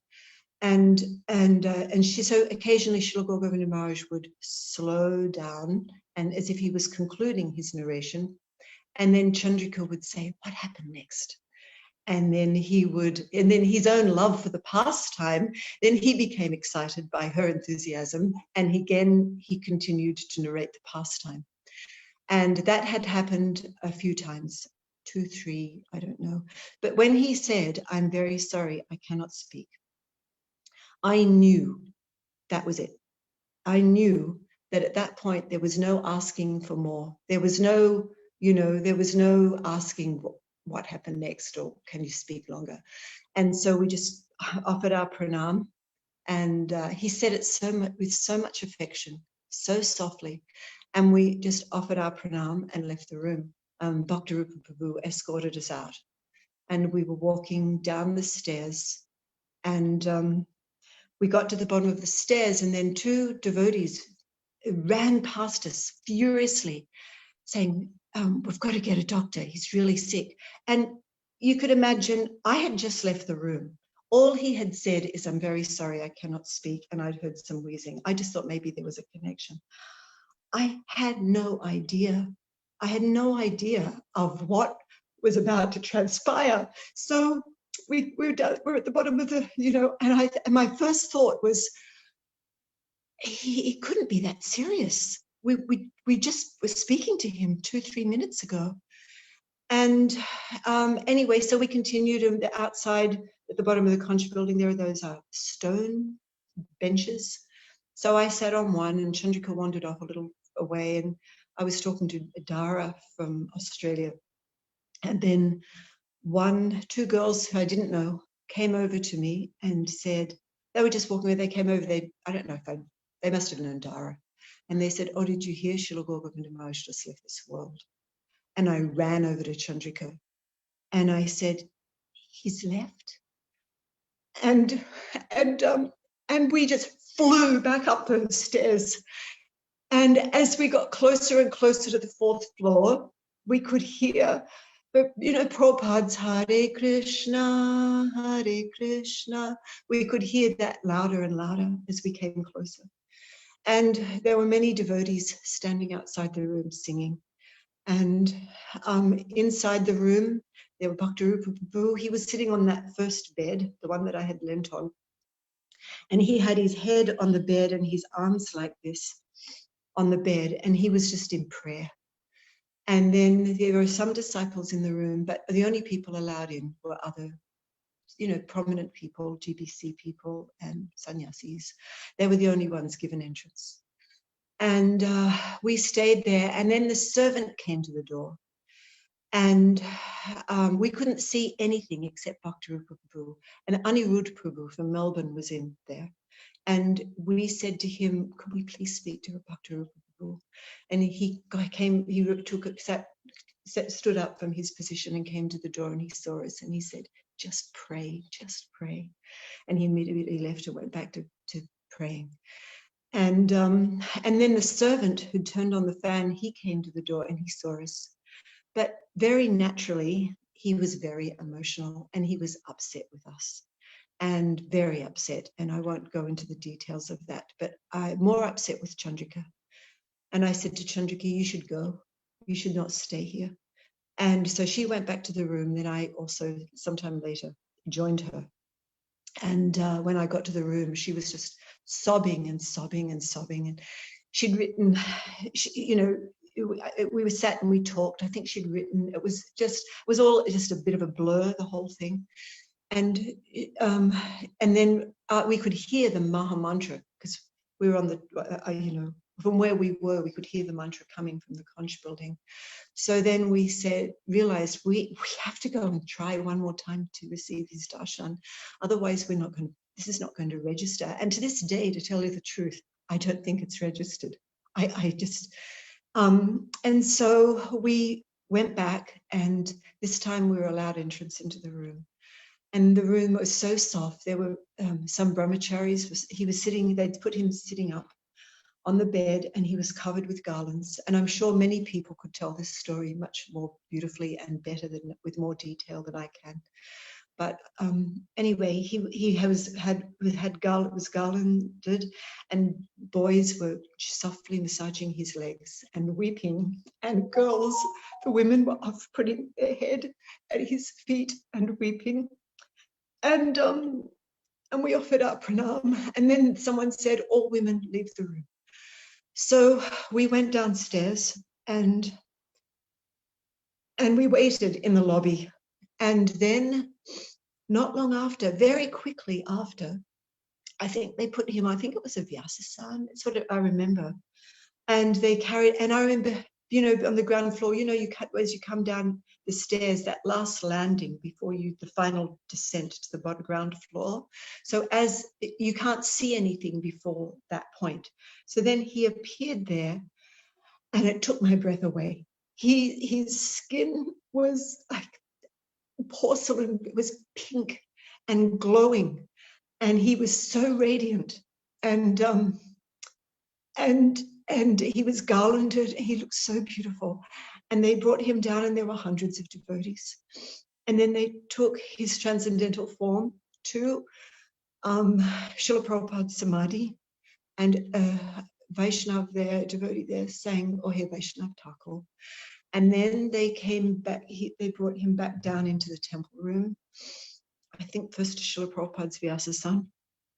And then before Radha Madhav. And at this time, I think it was very late. Maybe, oops, I'm sorry. I'm nearly finished. Okay. And so it was around 11 o'clock at night, something like that. And they took the garland of Radha Madhav. I can't remember whether it was Radha, but anyway, they took massive garland and they brought it down. Everyone was there. The temple room was packed and they garlanded him. And then there was a sudden announcement from, I think, my poor Chandra, Prabhu came to the door and said, there's a land raid and they've got sticks. And then someone, I don't know whether it was Lokanath Maharaj, I can't remember, said, okay, we're going to take him, Srila Gurudev Maharaj, out of the temple room. The women should stay close behind him. And then the last mercy we received was Chandrika and I, somehow or other, in that massive crowd of people, we got to be right behind him. We stood directly behind him. He's Vyasa's son, and we followed him around, and then he went out and into the car, and he was taken to Bhubaneswar. And then so many things happened that I won't go into because they're irrelevant and we're out of time. I remember when I returned to Mathura and I went to see my Gurudev, someone was talking to him about what happened, and I walked in and they said Vajanti was there. And he turned to me, and it's always gratifying to receive the attention of your Gurudev, but I've never received it in the same way as on this day. And he just turned to me and he said, what happened? And he let me, and he just looked at me with so much sobriety as I narrated the pastime. And he said he was a pure Vaishnav and had so much, we had so much regard for me, and he spoke other things that I can't remember now. But I just, as I said, I'm just remembering snippets because it's all I'm capable of doing. But it was very sober, very sober. And I said to him, Srila Gurudev, I think, back then we used to call him Maharaj, I said, I think some of his disciples will take shelter of you now. And he just looked at me with a very sober face and just went, no smiling, just softly nodded. And that was that. I will conclude there because I'm a little over time, and I think I've very comfortably been able to describe everything that has come to my mind now. And as I said, I will write this and share it with the devotees so that, I feel like I want to do that service. So I'm begging Srila Gurudev Maharaj to always be merciful to me. He was from the very beginning. I remember when he came to New Govardhan and he was giving such strong classes, and he would speak so strongly about women. And it was so, and I remember sitting there thinking, I can sit here and get disturbed, or I can sit here and identify as a Jivatma and receive his mercy. And I chose to, by his mercy, and I thought for so many years it was my doing that I chose to identify as a Jiva and not as a woman. But now I understand, by his mercy, I was given the intelligence to appreciate. He was saying they were all beautiful things. And because of that, I felt so protected in my spiritual life, because because of that, I never got to misidentify with my material body. Of course I always 24/7 am, but you know what I'm saying. He gave me a focus with which to proceed in my bhakti. And so I hope that came across right. Anuradha is reminding me time's up. So if that came across incorrectly, please forgive me. But okay, thank you so much. Srila Gaurav Maharaj ki jai, Srila Bhaktivedanta Narayana Swami Maharaj ki jai, Srila Prabhupada ki jai, Gaur Premanandi. Thank you, Prabhu, for letting me speak and share that. You gave us a gift of tears in our heart. Thank you so much. And I see so many devotees are writing in. Thank you. This is so amazing. You really, really pleased everybody so much. Thank you. I can't express it enough. Please write. Please write what you remember, and please. I'm in the process. You can give a copy to Anuradha, and maybe she can send to me. I would like that very, very much. I have a couple of reflections I'd like to offer. Just the story. I was there also that day. And Bhakti Prabhu told me some other details, which we wrote about. You may know, some devotees may not. That when they ran to get a doctor, they got one devotee whose name was Damodar Swarup. And Damodar Swarup has a PhD PhD in Ayurvedic medicine, and his family have been Ayurvedic doctors for many generations. He's a real deal. He has a gold medal from the World Health Organization for successfully treating AIDS. He's a really awesome doctor. And so it was he who came to Guru Maharaj, and he told me later that when he took Guru Maharaj's pulse, Guru Maharaj was still there. He was still present. Yes. And then a few minutes later, again, he took his pulse and he was gone. And he told me that Damodar Swarup was initiated by Bhakti Kusum Shraman Maharaj, who is a disciple of Srila Bhaktisiddhanta. Both of Damodar Swarup's parents were disciples of Srila Bhaktisiddhanta. He's a very learned Vaishnava from a Vaishnava family. He knew the tradition and the Siddhanta. And he told me that the second time Guru Maharaj was gone, and he looked at his body and he said, I've seen a number of deaths. I've been a doctor a long time. I've seen a number of people have left their body, but I've never seen anyone leave their body like this. He said, on his body were all the symptoms of Asasaktikara Bhav. He said there was no physical reason. There was no heart attack. That was on the death report, that he left because of a heart attack. But it wasn't an ordinary heart attack. He said that there was no physical reason for him leaving. He just became ecstatic and left this world. And for you to share that is so special. And last comment. That's his mercy. Yes. Raghava remember this, but it's very appropriate. Some of our previous comments we were sharing with Raghava. How did Guru Maharaj come back, his physical body, his Vapu to Bhubaneswar? Well, that year was the first year that someone drove Guru Maharaj's car to Mayapur, just in case there was some problem. There's no reason. Guru Maharaj never had done that. And so that car was there, and they brought Guru Maharaj's transcendental body and put it in the car. And who was it that brought Guru Maharaj back? That was Gokul. Yes. Wow. As Raghava called him, kind of a transcendental in-between or messenger. So I want to stop there. I'd like to also just address, there's so many senior devotees here. Srila Prabhu is here. My dear godbrother Sundarananda Prabhu from Bali is here. And I feel really terrible that we don't have slots for everybody to speak. They asked me here at the temple to just keep it to a certain amount of time. And there's so many senior devotees who wanted to speak. So please forgive me. And I want to honor all the devotees. And I want to thank you very much.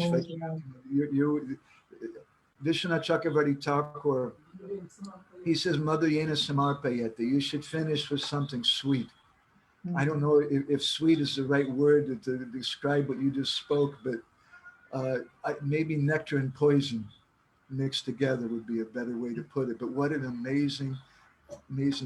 Thank you for giving me the opportunity. I'm so grateful to have the opportunity to share. And we're a little over time, but I don't care if anybody has a problem with that. Just pretend that you're in India or that we're in India, because